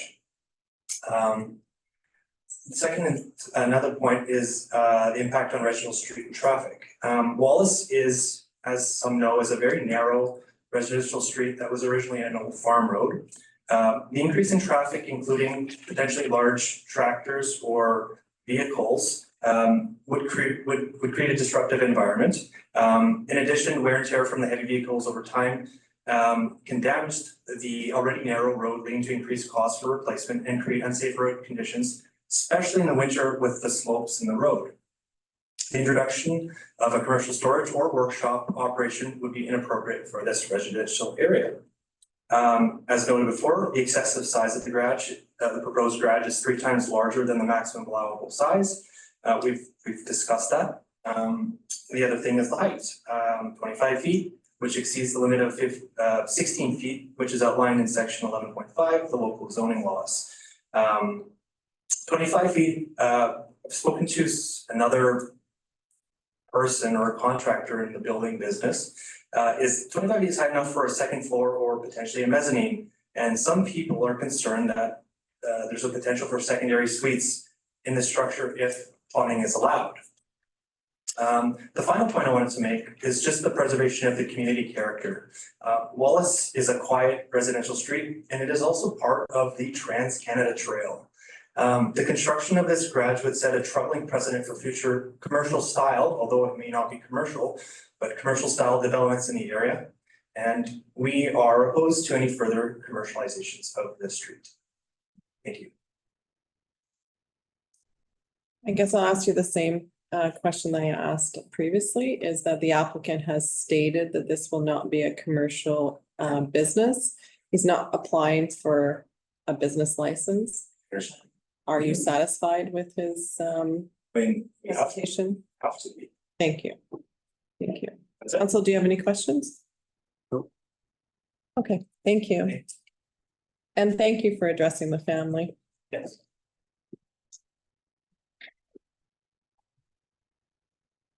Okay, the next is Jacob, no last name. There we go. It's not written here. I'm just saying your last name's not written, so it's just, that is your last name. Okay, then your first name's not written. So you'll have to tell me what your first name is. Nathan, thank you. Wallace. Okay. Yeah, I say the same thing that some of the other speakers said, is that it's too bad if you're feeling that there's not racism against your family from St. Paul. I don't do the Facebook social media thing because you know, I believe that half people are going to agree with you and half people are negative, and I really don't enjoy that. So I don't participate. I don't really know what's said, but yeah. So a couple things. So we had this exact same scenario at 304 Wallace. I just want to make sure I got the address here correct. 304 Wallace Avenue, and so it was a tear down house. I think the people kind of lived there, but I don't think it would have passed any residency or occupancy for someone to be, you know, to call that a residence. So I think that's the same thing on this location. I don't think that residents could support an occupant legally, and so therefore. I don't think it would meet the bylaw requirement that there's a residence there to be able to support building an accessory building.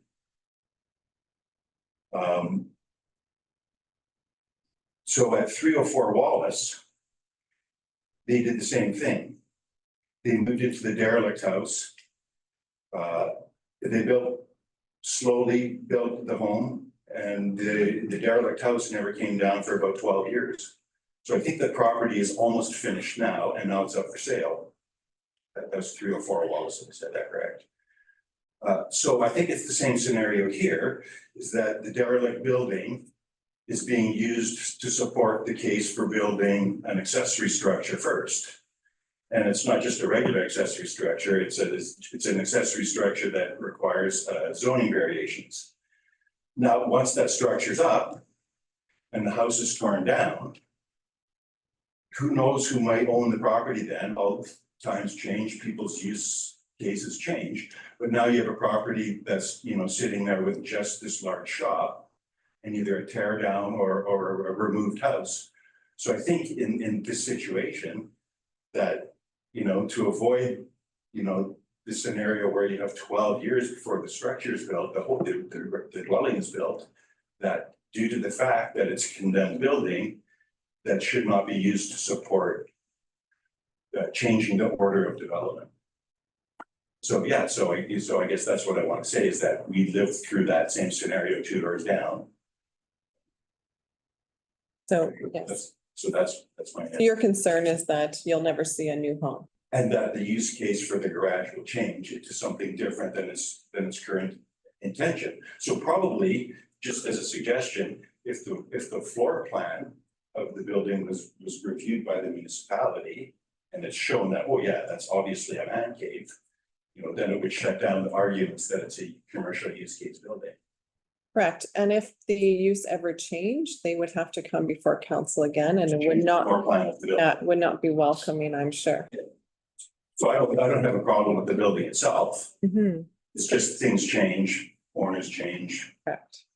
And so if the order of development has changed, then the initial intention could change too, so. Okay, just a second, council, do you have any questions? Okay, thanks.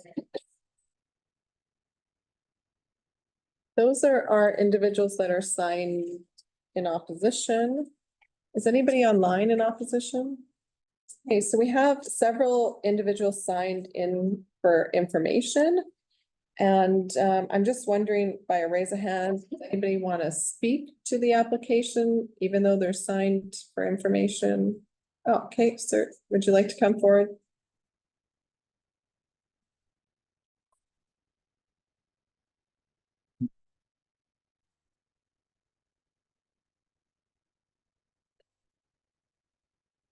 Mayor Hopar, I just have one question, basically, I don't know if anybody mentioned it.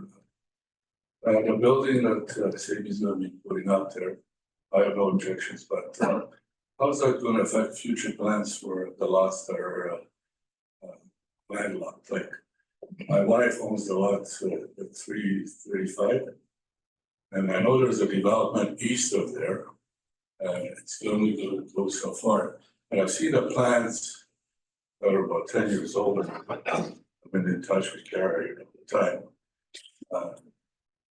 Just want to know how that road's going to be going from, let's say, 392 towards Henderson, or if there's plans for it. Derek, can you move the map so I can understand what he's speaking of? So Deerfield.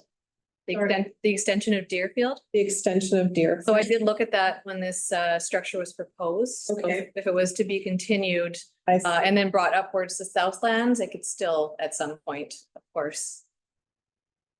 I'm assuming at this point, this family probably doesn't want a road going through their property yet, but yeah. And would those lots be in compliance then? That would be, because if a road went through, I assume they would look like lot 400? It'd be fine. Is there enough area there? Yeah. Okay. Well, I guess, if Deerfield did go through, it would stop at 345. Unless, It could stop at even three, right, like at 335 and go up there to Southlands, like if you scroll down a bit, you can see up. sorry, you're suggesting that the street goes through 335? Originally, I won't speak to any future plans. We are gonna have a road concept study done, but I'm just throwing out some scenarios, or perhaps it goes down back to Wallace. So I would, and just out of respect, Kara, I'm just not certain that there's enough land there. On top of that, it would go behind individuals' houses and then through another lot. And I mean, that would be, that, to me, that's a stretch, but, The plans that I've seen before from Eastwood here, from 392, it goes right through 329 straight, and it sort of goes up north along the boundary towards that Southland Road. that would be a lot of landowners getting together to. Well, I mean, that's what I'm asking. A lot of expropriation. You guys are gonna put up a building there that's could be in the way down the road. So currently where it would be, I don't think it would be in the way, and I don't think that there's a plan to go through 329. Derek, can you attest to any of the information? I think the best that I can offer is that any, I'll say in air quotes, plans for roads would be conceptual at this stage and would require the participation of all the landowners who may or may not wish to actually subdivide their land. There's no requirement for anyone to actually subdivide or road through. So it may or may not happen in our lifetime or even in the next lifetime. Okay, thank you. That makes the most sense to me. Thank you. Does that answer your question? No. Nope. Okay. We'll try again.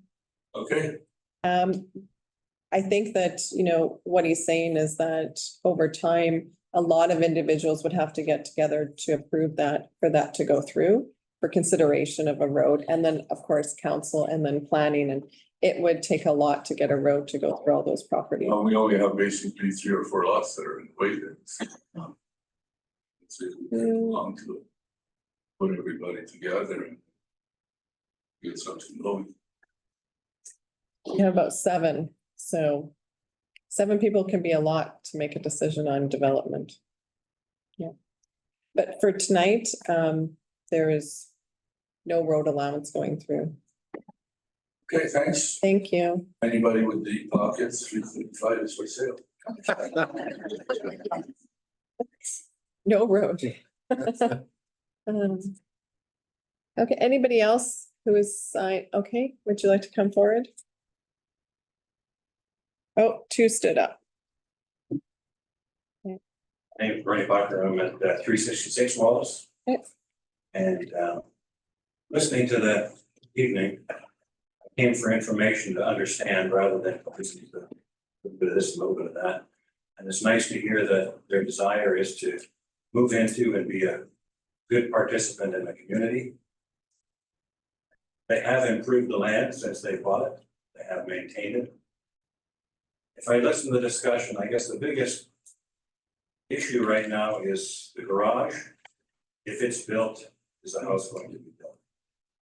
I would just maybe recommend that as the plans for the house seem to be almost done, that maybe they apply for building permits for both of them at the same time. So if this goes through and gets approved, it would be on the proviso that they're going to approve or seek a building permit for both, and that puts together any concerns, whether it's commercial or not.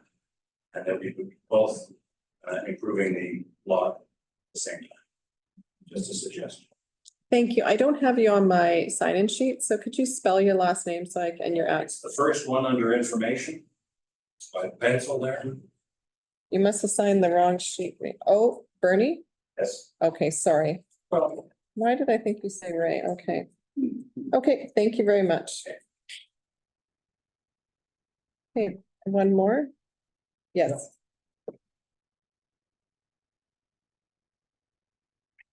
My name is James Dirksen. I'm under information. Yes, I see you're here. Thank you. I live at 312 Wallace, so I'm across the street from the lot that's in question. For the record, I did sign a letter of support. I am in favor of the shop, man cave, call it what you will. Because I've spoken at length with the owners, I do trust that they intend to build a home. I do trust that they purchased what really is the crown jewel lot on Wallace. Not to squander their money and just use it as a property for storage. That isn't a wise use of funds. There's better alternatives if that's your purpose. I'm excited to see that derelict home go, because it is an eyesore when we look out the window, it's an eyesore when we walk down the street. So I guess you should almost move me from information to support, although I did sign a letter of support. Am I able to ask a question of the homeowner? Is that okay? In the hallway, you can ask the question and direct to council. Okay. And he'll hear, and then he'll answer you when he closes. My question is, does council know how many letters of support have been signed?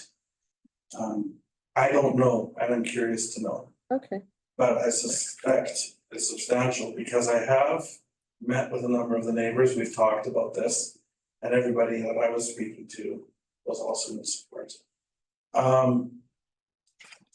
So one of my thoughts was that if I was building that type of a home, and for the record, I am intending to build on my lot across the street next year.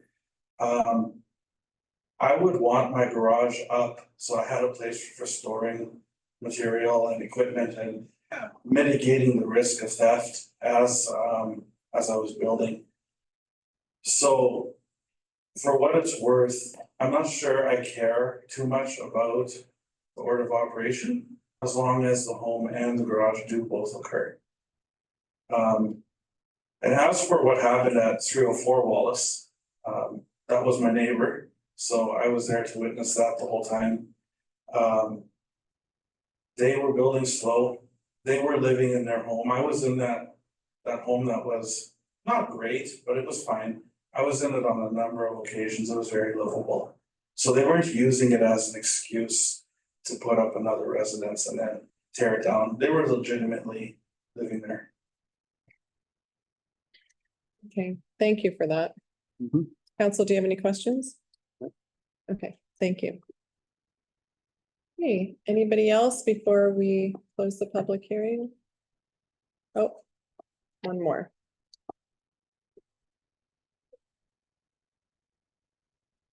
Thank you, Madam Mayor. My name is Alan Park, 529 Wallace Avenue. I too have no access or interplay with Facebook at all. I don't see any merits in that type of situation. I'm only coming here to address this situation at hand.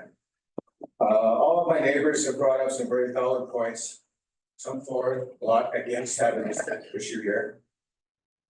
The fact that this garage is going to be three times the size of what is a municipal bylaw is in fact for the entire municipality is one of the issues I'm here for. The fact that the applicant said that there was no other garages this size, there were other garages this size in our area, I don't think that's correct. There's some larger garages, there's nothing quite this size. So that is one of the issues I'm looking at, and we all have dreams. Everybody has dreams, but there are rules. But we all have to follow the rules. Thank you. Thank you. Council, do you have any questions? Nope. Thank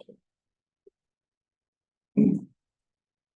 Hey, before I close the public hearing, Kara, can you tell me this is a 5-acre lot, just over 5 acres. Can you tell me if this lot was on Rebeck in 5 acres, what would be the allowable outbuilding size? Yep, so they could have a 2,200 square foot structure, that is, yeah. Okay, thank you. Okay, yeah. Okay. Oh, yes, I know. I just wanted to, yeah. So the applicant now has the time to come up and give closing statements.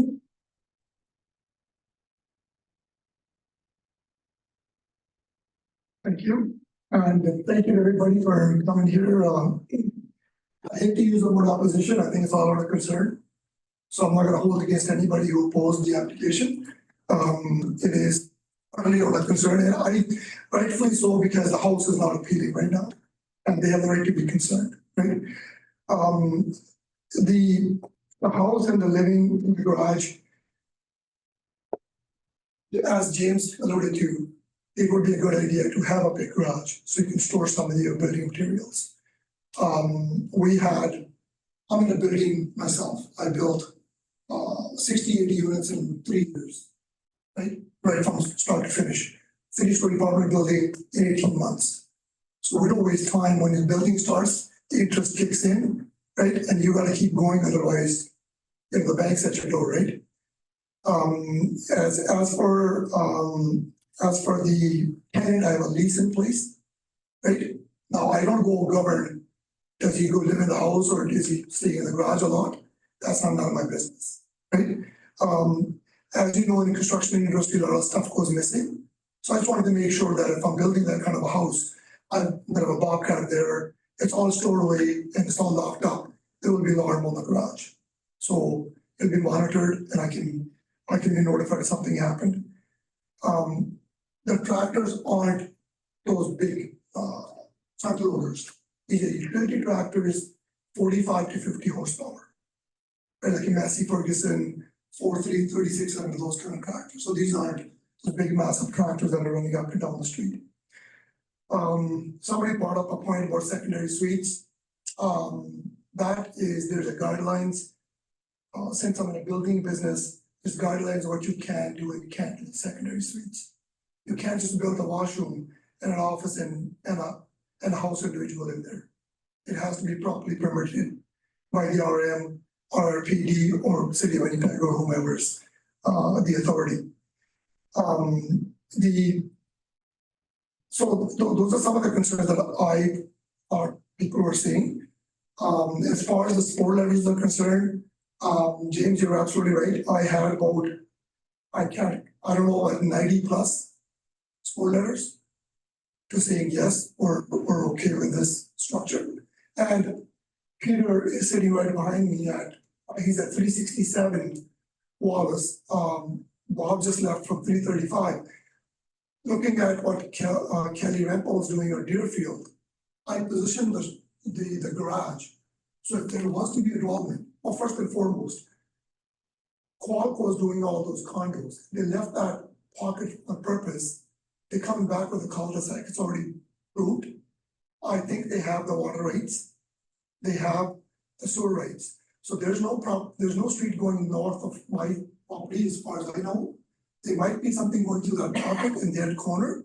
So I didn't want to put the garage over there. So I kept it, being a planner, being a land developer, I kept it in mind saying if something does come to happen, I don't want to be a neighbor who doesn't want to participate and lock up 335 or 367 so they can't walk. Right? But I'll probably be long gone by the time that happens. But I kept that in mind when building the garage. That's why it's only at that distance from the property line.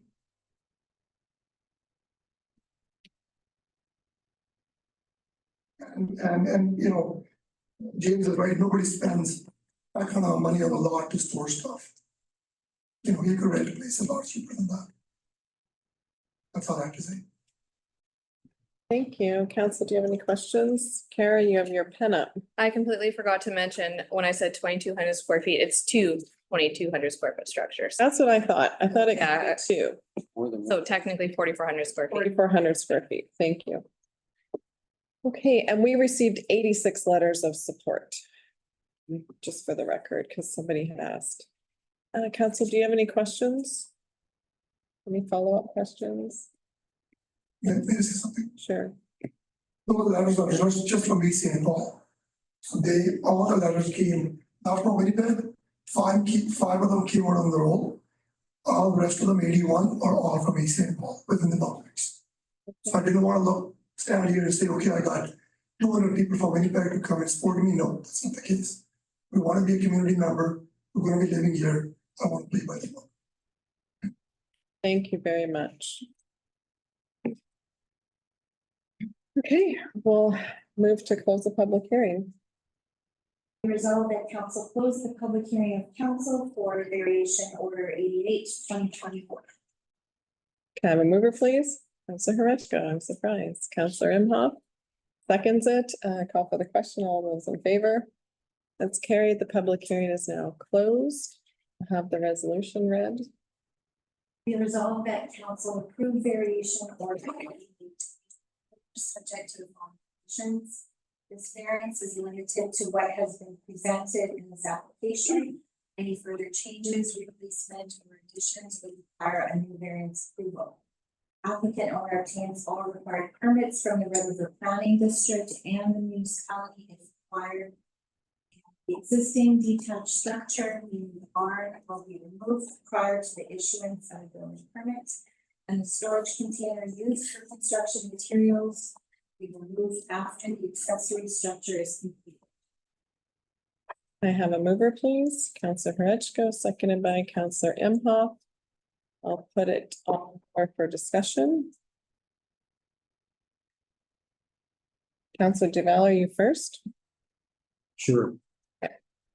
This is quite an anomaly with a 5-acre lot, 5 acres plus lot in the middle of R17. The bylaws that we have stated for R17 would still apply to this lot.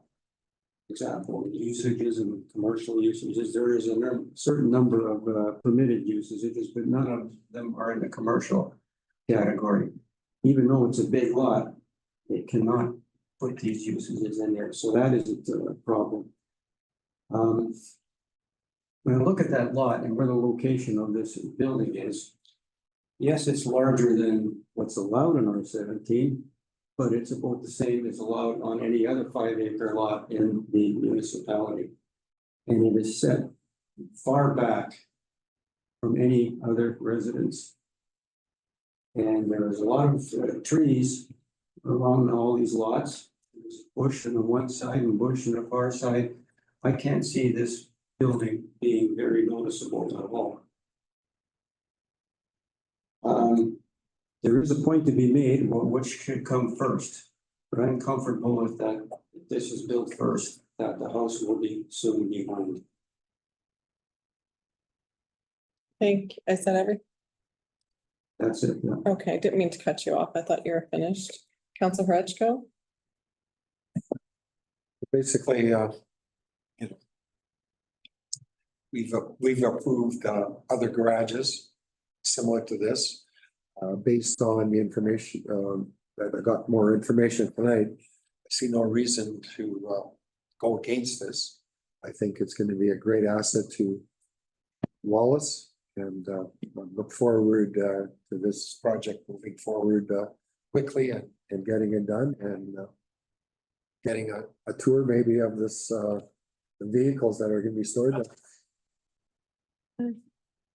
Thank you. Councillor Imhoff, do you have anything to add? Well, I think Councillor Duval covered the fact that, you know, while that piece of property is zoned R117, it is definitely an anomaly. That 5 full acres there. The applicant has very clearly expressed their desire to be members of this community and put down some roots here. I think this thing is 120 yards off of the street, so it's well back there. I don't think it'll be overly obtrusive. I think it was like 320 off the street. Feet. Yeah, feet. Yeah. So I said Did you say, oh, sorry, meters, sorry. Sorry, didn't hear that. Thank you. You know, I have, when you read an application like this, it's your initial thought is, wow, there's going to be a 2,400 square foot shop situated in a residential community. And then you read your agenda and you have an objective mind and you come to the hearing and you hope that the applicant provides you with accurate information and a good amount of information. So I do want to commend the applicant for providing the information coming here tonight. I know it's not easy in face of what you've already faced. So I appreciate that you came forward and provided a good presentation. And you see in the community where if you get accurate information and you participate, then it's easier to make a decision from the information. So tonight I'll be supporting the application. I think that an R17 zoning to a 5-acre lot seems unfair. And I don't think that the structure will hinder the community. It will not devalue the community. And I think when it's completed, as most development happens, people are then happy and they have a new neighbor. And I think that the new neighbor will be welcomed with open arms. So with that being said, I'm going to call for the question. All those in favor? That's carried. Thank you. Take it. Yeah, we're gonna take a break right now. And we'll be back in 5 minutes. Thank you. Okay, we're back. And we'll have 6.7 variation order 93 for a resolution to open the public hearing. Resolved that council public hearing of council for variation order 93, 2024 for 3,000 Brooksville Road. Have a mover, please. Councillor Horechko. Second. Councillor Imhoff. Call for the question. All those in favor? Public hearing is now open. And we'll pass the floor off to Mr. Plant. Thank you, ma'am. This is for 3,000 Birds Hill Road, just kind of across the street from us. It's to increase the maximum letter size for signage in a commercial highway zone. Specifically, the zoning bylaw outlines that 1.97 feet is the maximum height for each letter, and the applicant would like to go up to 3 feet. So this is for the commercial property, just on Birds Hill Road there, the subway shop actually. And there's an image showing the existing signage and then the new corporate signage that they would like to on the building. So as I noted, your zoning bylaw outlines that 1.97 feet is the maximum height for the letters. The overall size of the sign is just fine. It's the height of the letters. And actually, if you look at the letters themselves, it's 2'4" It's the little arrows on the Y and the S that puts you up to the 3 feet. So when I say 3 feet, it's for those little dimensions there. So that's all we're really talking about. Should council wish to approve this, 2 standard conditions of the variances limited to what's been proposed in your docket, and that they have to obtain all required permits from our office. Thank you, ma'am. Thank you. Council, any questions? No. Is the applicant in the audience tonight? Could you please come forward?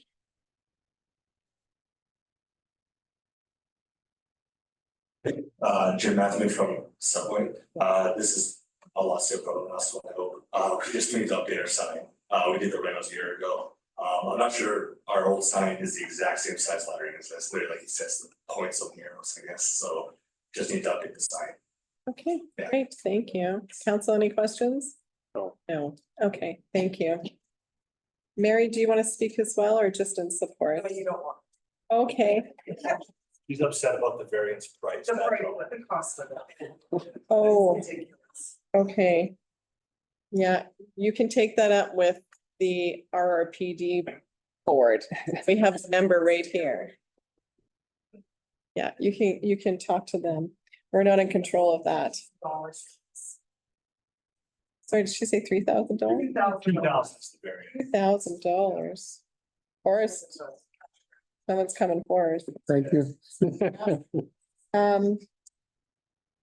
Okay, so we don't have anybody signed in opposition and we don't have anybody signed for information. And is there anybody online? Nope. Okay, so council, are we prepared to close the public hearing? Okay, a resolution to close the public hearing. Be resolved that council close the public hearing of council for the variation order 93, 2020. Mover, please. Councillor Imhoff, seconded by Councillor Duval. Call for the question. All those in favor? That's carried. And now the resolution to close, the resolution for the application. Be resolved that council approve variation order 93, 2024, subject to the following conditions. This variance is limited to what has been presented in this application, and further changes, replacement, or additions would require new variance approval. Applicant owner obtains all required permits from the Rebeck Planning District and the municipality if required. Thank you. Can I have a mover, please? Councillor Imhoff, seconded by Councillor Duval. Open for discussion. Don't think there's any discussion other than potential discussion around the fee structure of the application, which probably will come forward in the near future to RRPD board. I'll call for the Councillor Hatcher. Do you want to say something? No. Okay, I thought you were waiting to say. Okay, call for the question. All those in favor? That's carried. That one should have been at the top of the list. When we walked in, I went. Honestly, sorry about that. Okay, so then the next conditional use and variation order are of the same property, so we're gonna open both public hearings and we're gonna try and get it right this time. So we'll open the conditional use 30, 6.8 first. Be resolved that council open the public hearing of council for conditional use 30, 2024 for 120 Eastwood Drive. I have a mover, please. Councillor Duval, seconded by Councillor Horechko. Call for the question. All those in favor? That's carried. And then 6.9 variation order 108 to open the public hearing. That council open the public hearing of council for variation order 108, 2024 for 120 Eastwood Drive. I have a mover, please. Councillor Imhoff, seconded by Councillor Horechko. Call for the question. All those in favor? That's carried. Public hearing is now open. And we'll pass the floor off to Mr. Planner to discuss both. Thank you, Mayor. As you noted, both of these applications are for 120 Eastwood Drive. The conditional use, I'll speak to that first, is to allow for a secondary suite in the in the R117 zone.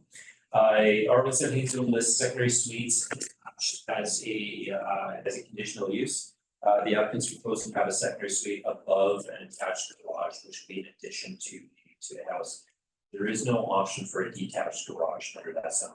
Secondary suite has to be attached to the main house. So here's the subject property. You can see along the river, beautiful property there, and the existing house. And here is the applicant's set plan that they submitted, where you can see the proposed new 3-car garage addition with the loft or the secondary suite above that. Just some elevation plans, giving you a bit of sense of the existing house and how this can be attached onto it.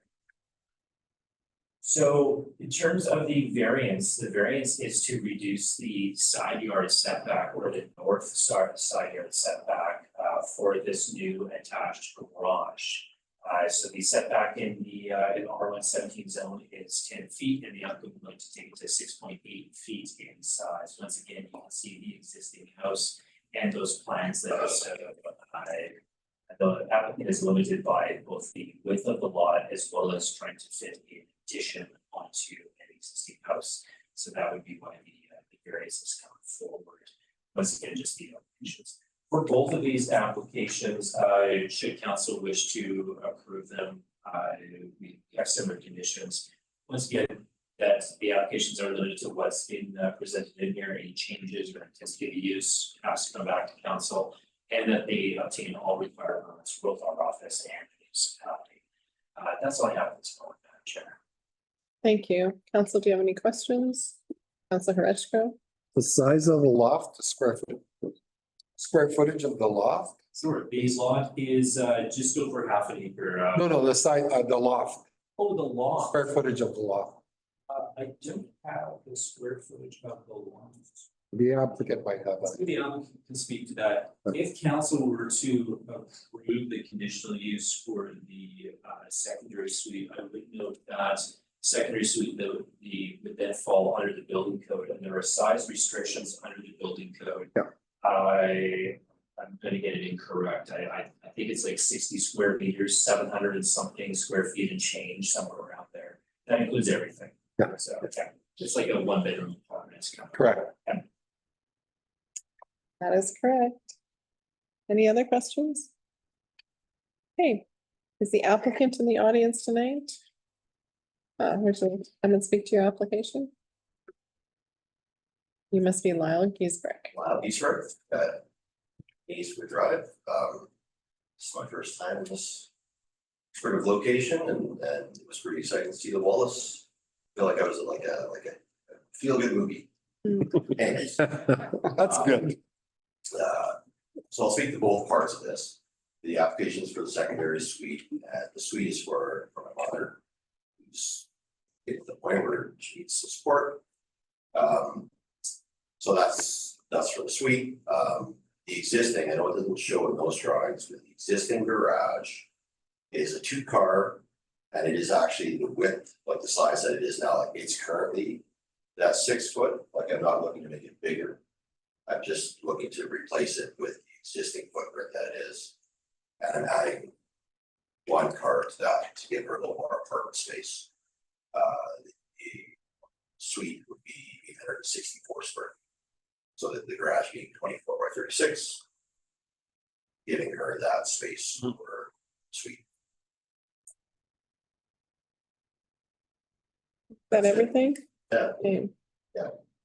Okay, thank you. Any questions? Thank you very much. We don't have anybody signed in support other than Lyle himself. In opposition, we have no one. For information, we have no one Is there anybody online? We don't have anybody online. Council, you prepared to close the public hearing? Okay, close the public hearing. Be resolved that council close the public hearing of council for conditional use 30/2024 for 120 Eastwood Drive. Have a mover, please. Councillor Horechko, seconded by Councillor Duval. Call for the question. All those in favor? Carried. That public hearing is now closed, and then we'll close variation order 108. Be resolved that council close the public hearing of council for variation order 108/2024, 120 Eastwood Drive. Have a mover, please. Councillor Duval, seconded by Councillor Imhoff. Call for the question. All those in favor? Carried. Public hearing is now closed, and we'll move to resolution for the conditional use. Be resolved that council approve conditional use 30/2024, subject to the following conditions. This conditional use is limited to what has been presented in this application. Any further changes, replacement, or additions would require a new approval. Applicant owner obtains all required permits from the Red River Planning District and the municipality if required. I have a mover, please. Councillor Duval, seconded by Councillor Horechko. I'll open the floor up for discussion. I think it's, oh, sorry. Councillor Imhoff. I think it's pretty straightforward here. It's basically going on the same footprint, a little extra coming towards the street with the extra piece of the garage, so. I don't have any issues with it. And I commend the applicant. I took my father in a year ago, and I should build a new home to accommodate him, just there's nowhere to go in East St. Paul these days. But it's wonderful that you would do that. Okay, I'll call for the question then. All those in favor? That's carried. And then the resolution for the variation order. Be resolved that council approve variation order 108/2024, subject to the following conditions. As a variance is limited to what has been presented in this application, any further changes, replacement, or additions would require a new variance approval. And applicant owner obtains all required permits from the Red River Planning District and the municipality if required. Can I have a mover, please? Councillor Imhoff, second by Councillor Duval. I'll open the floor for discussion. Not hearing none, I'll just say that the applicant needs to be sure of the square footage that's allowable for secondary suites before drawings are completed, just so there's no one's upset when you go for building permits. Okay, call for the question. All those in favor? That's carried. Okay, so moving down to 6.10, conditional use 33. Be resolved that council open the public hearing of council for conditional use 33/2024 for 48 Ryan Worth Bay. I have a mover, please. Councillor Horechko, second by Councillor Duval. Call for the question. All those in favor? And that's carried. Public hearing is now open. Do I have a sheet, Carrie? Did you give it to me or am I missing it? No. The applicant in the audience tonight to come. Would you like to speak to the application tonight? Okay, come on up. Pardon me? Oh my goodness, I'm so sorry. I'm skipping the planning board. I apologize. Yeah. It wouldn't seem to mind. Sorry, Mr. Eno. So this is for 48 Rhineworth Way. It's to conditional use to allow for the construction of a gazebo in CH zone. This is a bit of an oddity, something you don't come across very often in your zoning bylaw. So your zoning bylaw outlines that any accessory buildings related to a previously approved conditional use also requires a conditional use approval. So a little bit different here. If you recall the property here, it has had conditional uses approved for contractors, establishment, contractors, those types of things. So what the applicant would like to do is construct a gazebo onto the property. It's a 12 by 20 gazebo in behind the building for the staff to use. So like I said, there's an oddity in the zoning bylaw first we have to come to council and ask you for permission to put up a gazebo, whereas one would be permitted in almost any others. So, thank you, Matt. Oh, sorry, if you do wish to approve this, just are two standard requirements. It's limited to this, and then they have to get the permits required. Thank you. Okay, thank you. Council, do you have any questions? No, now I can ask the applicant to come up to the application. Apologize about that. It's been a few public hearings. Long day, Stephen Worth, 32 Stone Drive. Like Red River Planning said, we want to put up a shade structure. It's actually on the side of the building. The arrow is pointing to the back, but the dark structure towards the bottom is where the gazebo would go. Staff after work, during work, like to use it, and it's about it. It'd be a nice addition to the area. Okay, thank you. Council, do you have any questions? Yep, thank you. Okay, Kristen, I assume you agree. Agree, yeah. Okay, thank you. Ready to close the public hearing? Resolve that council close the public hearing of council for conditional use 33/2020. I have a mover, please. Councillor Duval, second by Councillor Imhoff. I'll open. Oh no, I just closed the public hearing. Call for the question. All those in favor? Are you voting? That's carried. We're losing our mojo here. Chair's falling apart. Yeah. And now for resolution. Be resolved that council approve conditional use 33/2024, subject to the following conditions. This conditional use is limited to what has been presented in this application. Any further changes, replacement, or additions would require new approval. Applicant owner obtains all required permits from the Red River Planning District and the municipality is required. Have a mover, please. Councillor Duval, seconded by Councillor Imhoff. I'll open the floor up for discussion. If there is any, call for the question. All those in favor? That's carried. Thank you.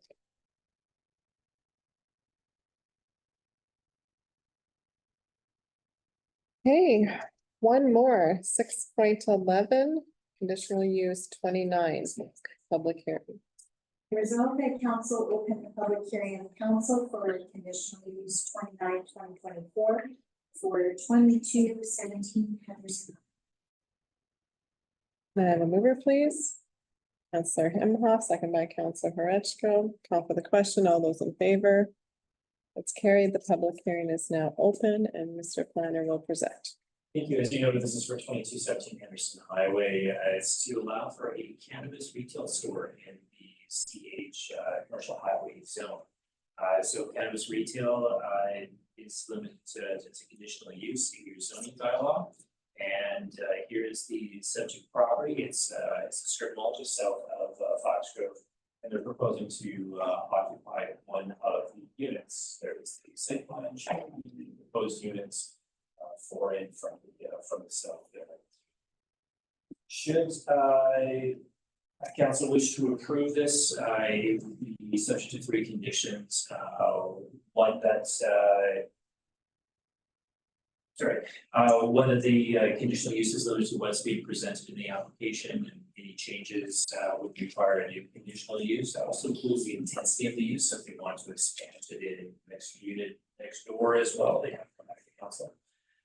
They need to obtain a business license as well as obtain all required permits from the River Planning District, the municipality, as well as the province of Manitoba if required. Because, as you know, Manitoba, liquor lotteries and cannabis now licenses these types of stuff. So that's all I have, Madam Chair. Thank you. Thank you. Council, do you have any questions? Council Horechko. So I would imagine the applicant will be able to answer the question about the liquor lotteries license. Yeah, I'm not as familiar with the process for getting those licenses. Okay. You know that there's some parameters around having the business and display view from markers, that sort of thing. Correct. Like cigarettes. Yep. Any other questions? Okay. The applicant in the room tonight is Gagan? Yep. Okay. Thank you. Just state your name and your address. Gagan Baba, and the address is 2217 Henderson Hwy. Okay. That's where, but you're signed in here at 1575 Rothesay? Oh, that's my home. Yeah, that's how you're signed in. Thank you. Okay, go ahead. It's gonna be like cannabis store, and cannabis license is issued by MBLL. And it has to be a sticker displayed outside the whole time, 19+. So we have to display that kind of a label or decal for the front door. And then at the end, another entrance, like 3 decals at least, which says 19+, and it's monitored by cameras the whole time. And MBLL inspector comes every month to check. And they do give us a surprise visit also. Like that's a surprise visit, and they keep an eye on by sending us dummy customers. And every time somebody walks in, we have to check their ID, photo IDs, not in case they say they don't have photo ID or something, we don't sell them. They need to have photo ID or a Manitoba health card, or even a passport is fine. Like anything government issue ID is approved, and they have to be 19+, like not a day before or time after 12 PM, I'm gonna be a 19, no. They have to be actual 19 or plus this better. Okay, council, do you have any questions? So have you applied for your selling license with the government? No, they need the council permission first. Is this your first store? Second, Second, where's your other location? Meadowwood Drive, but I closed it, it was in St. Vital. So it got, he's got over, so I shut it down over there and moved the operation there because it's close to my home. Okay. And it's very far for me to go over there. But I have another coffee house in Bridgewater, so I still have to go in the south too. Okay. Thank you. Any other questions? Did I see, what are the hours of operation for this store? 10 AM to 10 PM, 7 days a week. Okay. And in case we switch, then we will inform the municipality first, and then we will switch it, in case like MBLL asks us to do that. Okay. Thank you. We don't have anybody else signed in support. We do have individuals signed in opposition. Arthur Crozier, would you like to come forward? Actually, we sent an email for you. By chance, is that available? I didn't bring it because. I can read it. Where. Anyone else? Okay, my name is Arthur Crozier. I live at 221 Fox Grove Avenue. And this is my wife and I are in opposition to this. We, as local residents of East St. Paul, are opposed to the establishment of a cannabis store at 2217 Henderson Hwy. This is not a necessary or needed service that will enhance the well-being of the surrounding residents or the community at large. According to Google Maps, 1/3 of all cannabis stores are located in the northeast quadrant of Winnipeg. Currently, there are 5 cannabis stores on Henderson Hwy, 851, 1046, 1165. 2001, and the Norvell Hotel. In addition to Henderson Hwy, there are cannabis stores on Gateway and Rothesay. The closest store is Delta 9 at Bonner, which is 3 blocks away. Another outlet would add to the overcapacity and redundancy of the sale of this product. A cannabis outlet in this strip mall will not be compatible with the present businesses. The established shops promote a positive lifestyle, provide services that are conducive to a safe community. The cannabis store will be less than 50 feet from the existing martial arts studio, which conducts classes for school-aged children. And the exposure to a cannabis outlet is not appropriate, educational, or healthy. And I have looked at health statistics with Health Canada, and they do have some pretty negative effects. The unit in question is less than 300 feet from Foxborough Avenue and Glenway, and the back door of the unit is less than 20 feet from private property.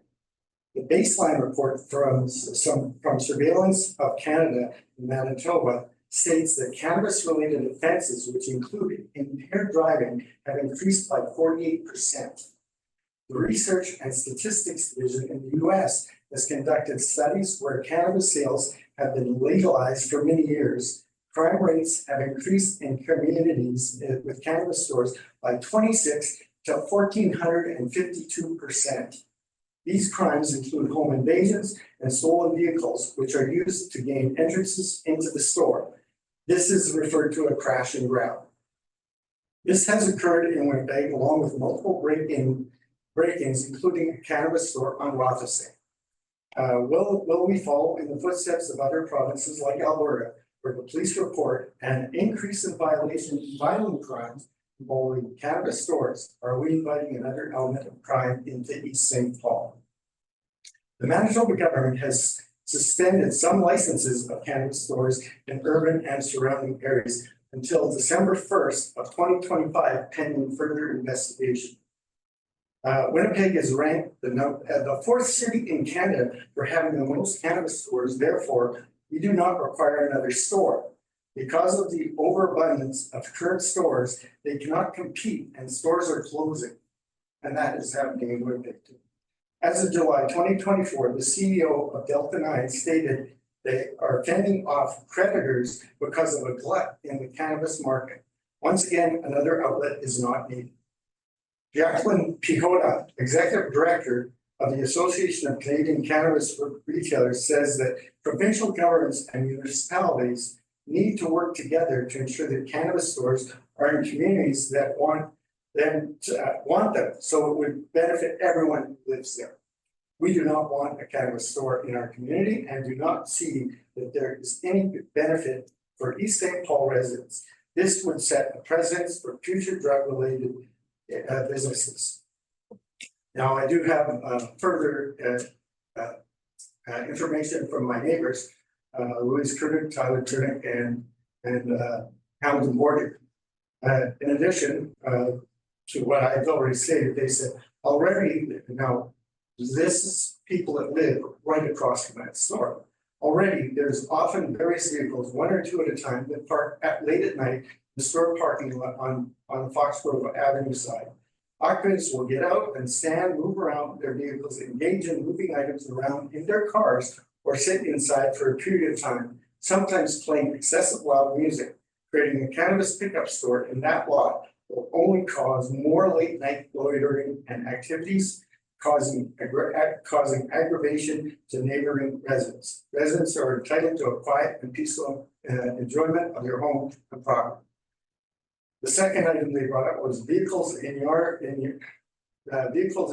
neighboring the commercial store lot have been vandalized, and that's these people too. They've had their cars vandalized several times in the last year, and the incidence of such crimes will only increase in the area with the presence of venue to provide a quick cannabis fix. So it boils down to all the statistics show that there's a lot of negative aspects to having a cannabis store in the area. They're already overselling. Stores are closing. There's no need for it. There's one only 3 blocks away. I don't see a need for another one that would be any benefit to our community. Yeah, just a second. Sure. Thank you. Council, do you have a question? You know who they get the license from? Manitoba government. Yeah. So if they felt so bad, they wouldn't be issuing any more licenses. Well, they actually put a moratorium on it until December 1st of 2025. Well, they're gonna get a license probably if it was approved. Yeah. And it's legal, no different than alcohol, so we can show those kind of statistics about alcohol as well. And that's not up to us to decide that. And a business plan, whether that business is successful or not, isn't up to the council. Right. You know, and being, open-minded. Oh, I'm open-minded. I mean, I have no problem with people having an interest in this. I'm saying that it doesn't need to be in our neighborhood because there's so many already there. If the businesses are closing already, why do we want? Yeah, yes and no. I mean, that's not up to us to make that decision. Whether a business closed, we shouldn't have another hair salon or something else because there's too many of that. But, our Springfield has 3 cannabis stores. Selkirk has 3. Has anyone monitored primates? Are you gonna blame it all on? The statistics I have. Oh, no, that, are yeah, Universities by the government of Canada, by the government of Manitoba, and they talk about crime rates. see, I understand, but the government of Manitoba is who's giving the license. And they also make 6% of the profit. They make more than. I know they do, but the one article I came, said they. You know, like I could throw those kind of things around about alcohol, and the Norvilla Hotel should close at 8 o'clock at night because the beer store is gonna get robbed or something. That's. Anyway, Oh, this is just my observation. Yes. no, you're entitled to that. Yeah. Thank you. Okay. So. E. Crozier, but I assume. Would you like to speak as well? Actually, what I would like to say is that if you lived so close to a cannabis store and observed what went on, you might reconsider the issue of licensing. If we petition the provincial government and we ask them to take a look into the municipalities that have cannabis stores established, what would be their response to the problems that are incurred? The cannabis store is not in your backyard, it is in ours. We do not want an additional level or group of problems. We already experience a lot of vandalism. Cars have had their interiors slashed. They've been stolen. We have had that on our street, especially in the first block. By bringing in people who are not residents of East St. Paul, we are bringing in a lot of people that wouldn't normally come into our community. It's not going to stop. If there is a problem, it's not going to stop at Foxborough. It is going to permeate the rest of the municipality. As the information in the document that was sent to us or delivered to us, is it going to be a benefit to the community? Is it going to help the well-being, the education, the health of our community members? I would say that it wouldn't. And if you need a cannabis fix, you can go to Bonner Avenue. It's established there by a liquor store so that you can get 2 shots. We're very, very opposed to this. It is not a necessary retail outlet. And if there's a problem, who's going to come and fix the problem? It's going to be in our lap, in our yard, in our space. It's going to deteriorate the community. It is not necessary, it is not needed, it is not wanted. Thank you. Thank you, Council. Oh, just a second. Sorry, don't run away. Okay. I have a question. But I kind of feel bad for the cannabis store that hasn't opened yet, that we're blaming the break-ins in cars already on it. Well, I might add to that, he's already closed one of his cannabis stores. He doesn't need to open a cannabis store on Henderson Highway. There are many empty stores that he could have. We don't want it in East St. Paul. Maybe he should go into another unit, maybe in Birds Hill. Do you think Birds Hillites would want this? I don't think so. Oh, we have a liquor store in Birds Hill. Of course they do. Liquor stores are all over the place. Cannabis has been only legitimized or legalized in the last few years. So they're popping up all over like mushrooms. We don't need it. It's not a necessity. And if it increases the crime rate, the people that hang out at the corner store, there is a nice little alcove on the northeast corner of the parking lot where you are partially hidden from anybody, except we live close enough so we see them. We have called the police for the screaming and yelling that's happening on the street. We thought one of the women was being molested. We have had drunk youngsters walking down the street, making all kinds of noise. The bus loop is close by at 2:45 or 3 o'clock when the last bus arrives. All of the people that are left on the bus have to get out. They walk to the corner where the mall is, where that strip mall is, because there's lights. They hang out there, cold, they come banging on doors at 3 o'clock in the morning, wanting to come in. This is not going to improve with the cannabis store. Does that help to answer your question? It doesn't, it's not the cannabis store's fault. No, The stuff that's going on, I'm sorry. It is not the cannabis store's fault, but that doesn't make it And a necessary component. there's a lot of gray hairs people that use cannabis for different reasons, and if they could support a business in East St. Paul versus going into the city of Winnipeg. You don't have to go that far, 3 blocks. I know, but that's in the city of Winnipeg. It isn't, it's in North Kildonan, All right, I'm not gonna get into it. 3 blocks away. No, I understand. I realize a lot of seniors are into cannabis as well, but that still doesn't make it legitimate. Not for us. No, thanks for your comments. Thank you. Thanks. Okay, Shinneman. No comment, everything said. Okay, thank you. Okay, we don't have anybody else signed in, nobody online. Would the applicant like to come up and give closing remarks? Yeah, you have the opportunity to answer some of the concerns and questions. The reason I closed the store because the lease was overcompleted.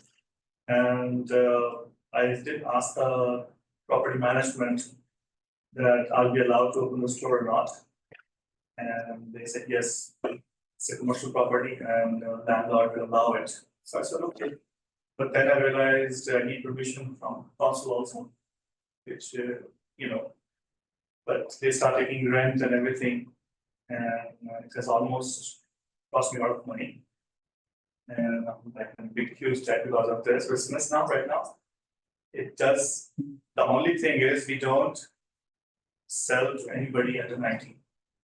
We always sell to people who are 19, and there is a course which we need to do first before we sell cannabis. So there is a cannabis serving certificate which we need to acquire.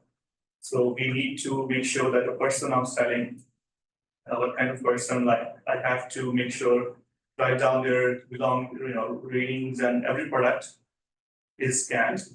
Who got that? We can even write it. We always make a note of it. So if MBLL or police comes to investigate anything like that, they always have our support to help them as much as we can.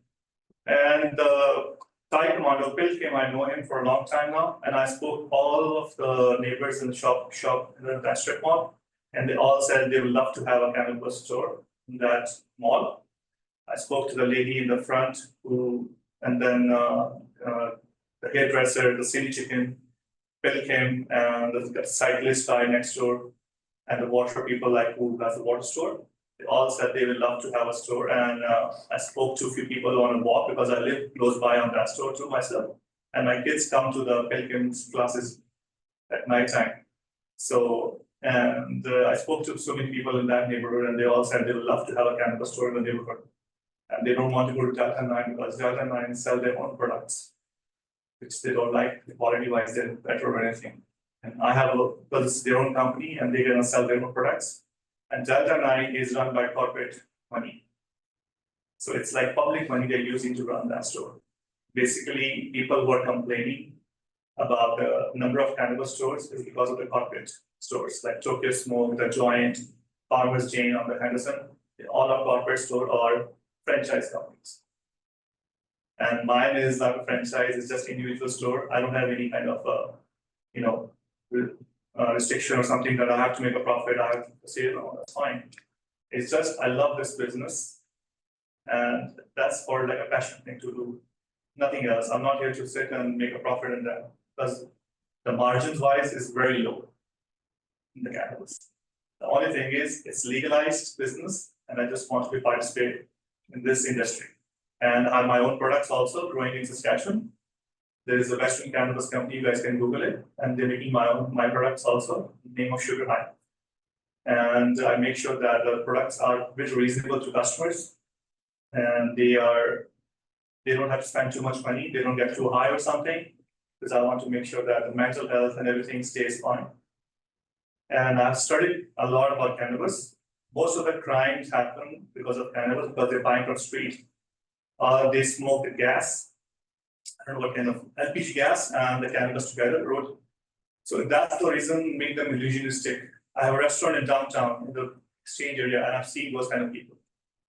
People come there all the time and create scenes, try to break everything for us, But we know that they are not under the influence of cannabis. So blaming cannabis for everything or statistics to this and that. I can make statistics anything. Back in England, when I was there, they made this survey report in newspaper that cornflakes and those things are not good for health. 2 weeks later on, same people said, no, cornflakes are very good for health. So you can print in the social media anything you want, you can put on the Google anything you want. I can do that, I can make those kind of apps and websites where I can say cannabis is the best thing, you should go and smoke next day, And I can make the other one also where it says cannabis is very bad for you guys, don't go and smoke. So it's up to every human who wants to think about it. So there is this piece of paper, you can think as a piece of paper. It's up to your thinking, what kind of thinking you keep for yourself and for others. I always think good for myself and for others also. The reason I do that is when you think good for yourself and others, it's always changing.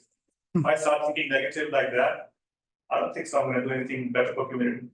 Because my goal is to make a house in East St. Paul myself too and live here too, because that was since I moved to Rothesay Street. From day one, I was telling my wife that we're going to make a house in East St. Paul, only know because that's why I like it.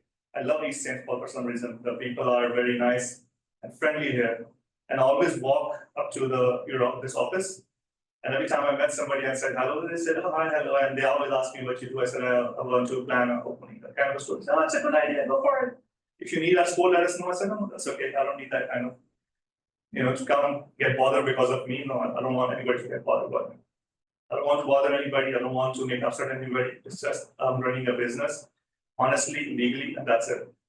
So I'm not doing anything harmful to anybody or to community. And rather, I will hire more people, and I'm going to open the store in municipalities only, not in Winnipeg, for sure. And nobody's actually shutting down the stores. The reason they're getting shut down because of the mismanagement in the stores. So every single store is making good money in Winnipeg. You can, because I know most of the owners myself, personally, I know them. And there's a store behind my Subway restaurant also. And I know this guy, and he lives in East St. Paul to himself. And he owns a store in the Exchange District, and he owns 3 of them. And they're just like close by, one on the McDermott, and one on the Princess Street, and then one on the Valentine like that. And then one on the Hargrave, and then within a range of 2 kilometers area, he owns 5 stores. And each store is doing very good. And he always say, if you need any help, I'll come and help you with anything. I said, no, that's fine. I don't want to take anybody's help or anybody's, pity or something. When you're honest and you know what you're doing, just go ahead, everything will be good. That's what my thinking is. So I want to just go legal without being legal business and stay legal. And every time, because I have a legal license also. Because of these 2 licenses, I can't take any kind of risk in my life. I don't even do kind of driving. Even if I had drink tonight, I won't drive for next 2 days. I don't want to take a risk for impaired driving or something. So I'll follow the law too much, and I'm happy with that. That's it as well. Thank you. Thank you. Okay, we'll close the public hearing. We resolve that council close the public hearing of council for Conditional Use 29, 2024. I have a mover, please. Councillor Imhoff, seconded by Councillor Duval. Call for the question. All those in favor? That's carried. The public hearing is now closed. And for resolution. Be resolved that council approve conditional use 29/2024, subject to the following conditions. This conditional use is limited to what is presented in this application. Any further changes, replacements, or additions will require no approval. Applicant owner obtains all required permits from the Red River Planning District and the municipality and the province of Manitoba if required. I have a mover, please. Counselor Duval, second by Counselor Imhoff. I'll open the floor up for discussion. For those who'd like to go first, Counselor Horachko. So I look at East St. Paul as a progressive municipality, looking to the future for all kinds of different commercial businesses and that. And I look at cannabis as one of them. Is there too many stores in Manitoba? It's not for me to decide. Do I have to look at somebody's business plan if it's going to be successful, whether it's a landscaping business or a thing? Not for me to decide. You know, kind of thing. I mean, you know, I look at the location in that, and it's unfortunate that there's people living down the other street. But Henderson Hwy is a busy area, and it's, I think, a good location, and I would like to see people that are buying cannabis on Bonner or Delta 9 or somewhere else be supporting our community and buying it in East St. Paul. So I'm in favor of cannabis store on Henderson Highway. Thank you. Counselor Imhoff. I have nothing to add. Okay, Counselor Duval.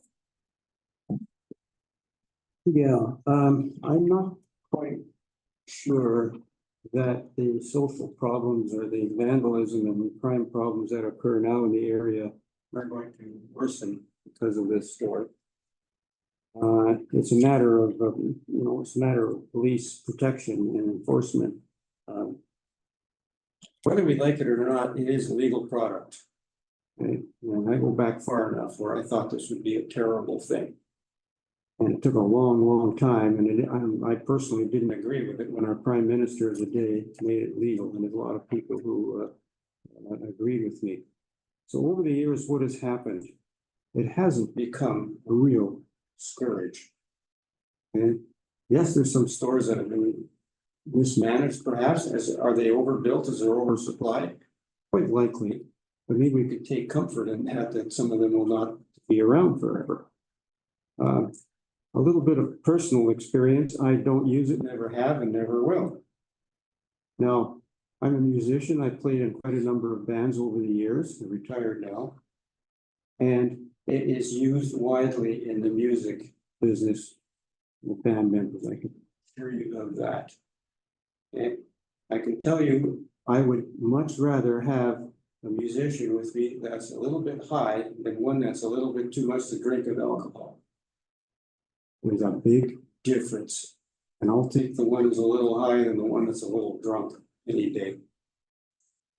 So, again, whether we like it or not, it's here. I'm old school, but I don't particularly like it, but I have to accept the fact that it's here. We're not going to sit here and try and make a moral decision on this council going back 25, 30 years ago. That's not our place. Thank you. Thank you. Okay, then I guess we're ready to render a decision. I'm a little torn, I'm not gonna lie.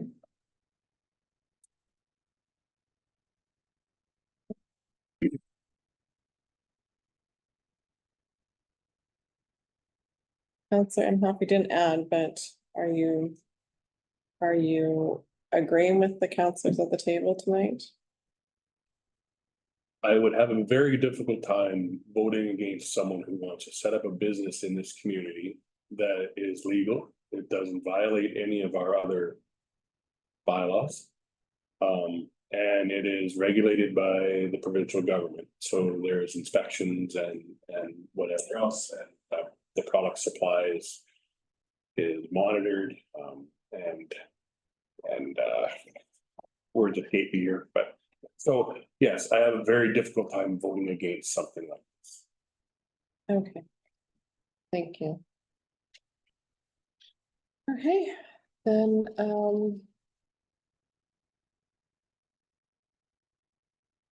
call for the question. All those in favor? Opposed? That's carried.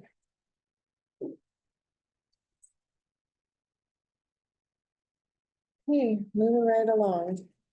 We have nothing under bylaws, nothing under policies. Good night, Mr. Dow. Night, Kara, thank you. Thanks. We have nothing we do, under general business, we have EMOs, the 2025 municipal emergency plan. Be resolved that council approve the 2025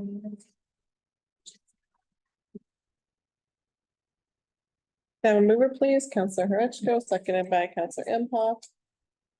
Any comments or questions? This is pretty routine. We update it every year. Thank you to the board and to Dennis for putting it together. It's quite the document. It pretty much filled, even though we had all those public hearings, it filled my book almost, so. I studied it, Paige. Did you? Then you're ready. Okay, I'll call for, yeah.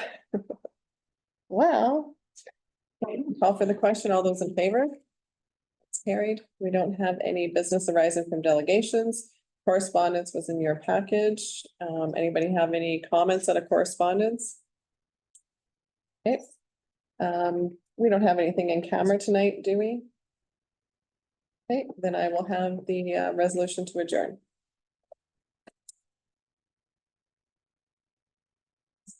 being adjourned, the time being 8:40. Have a mover, please. Councillor Hurechko, Councillor Imhoff. Call for the question. All those in favor? And that's carried. Now adjourned.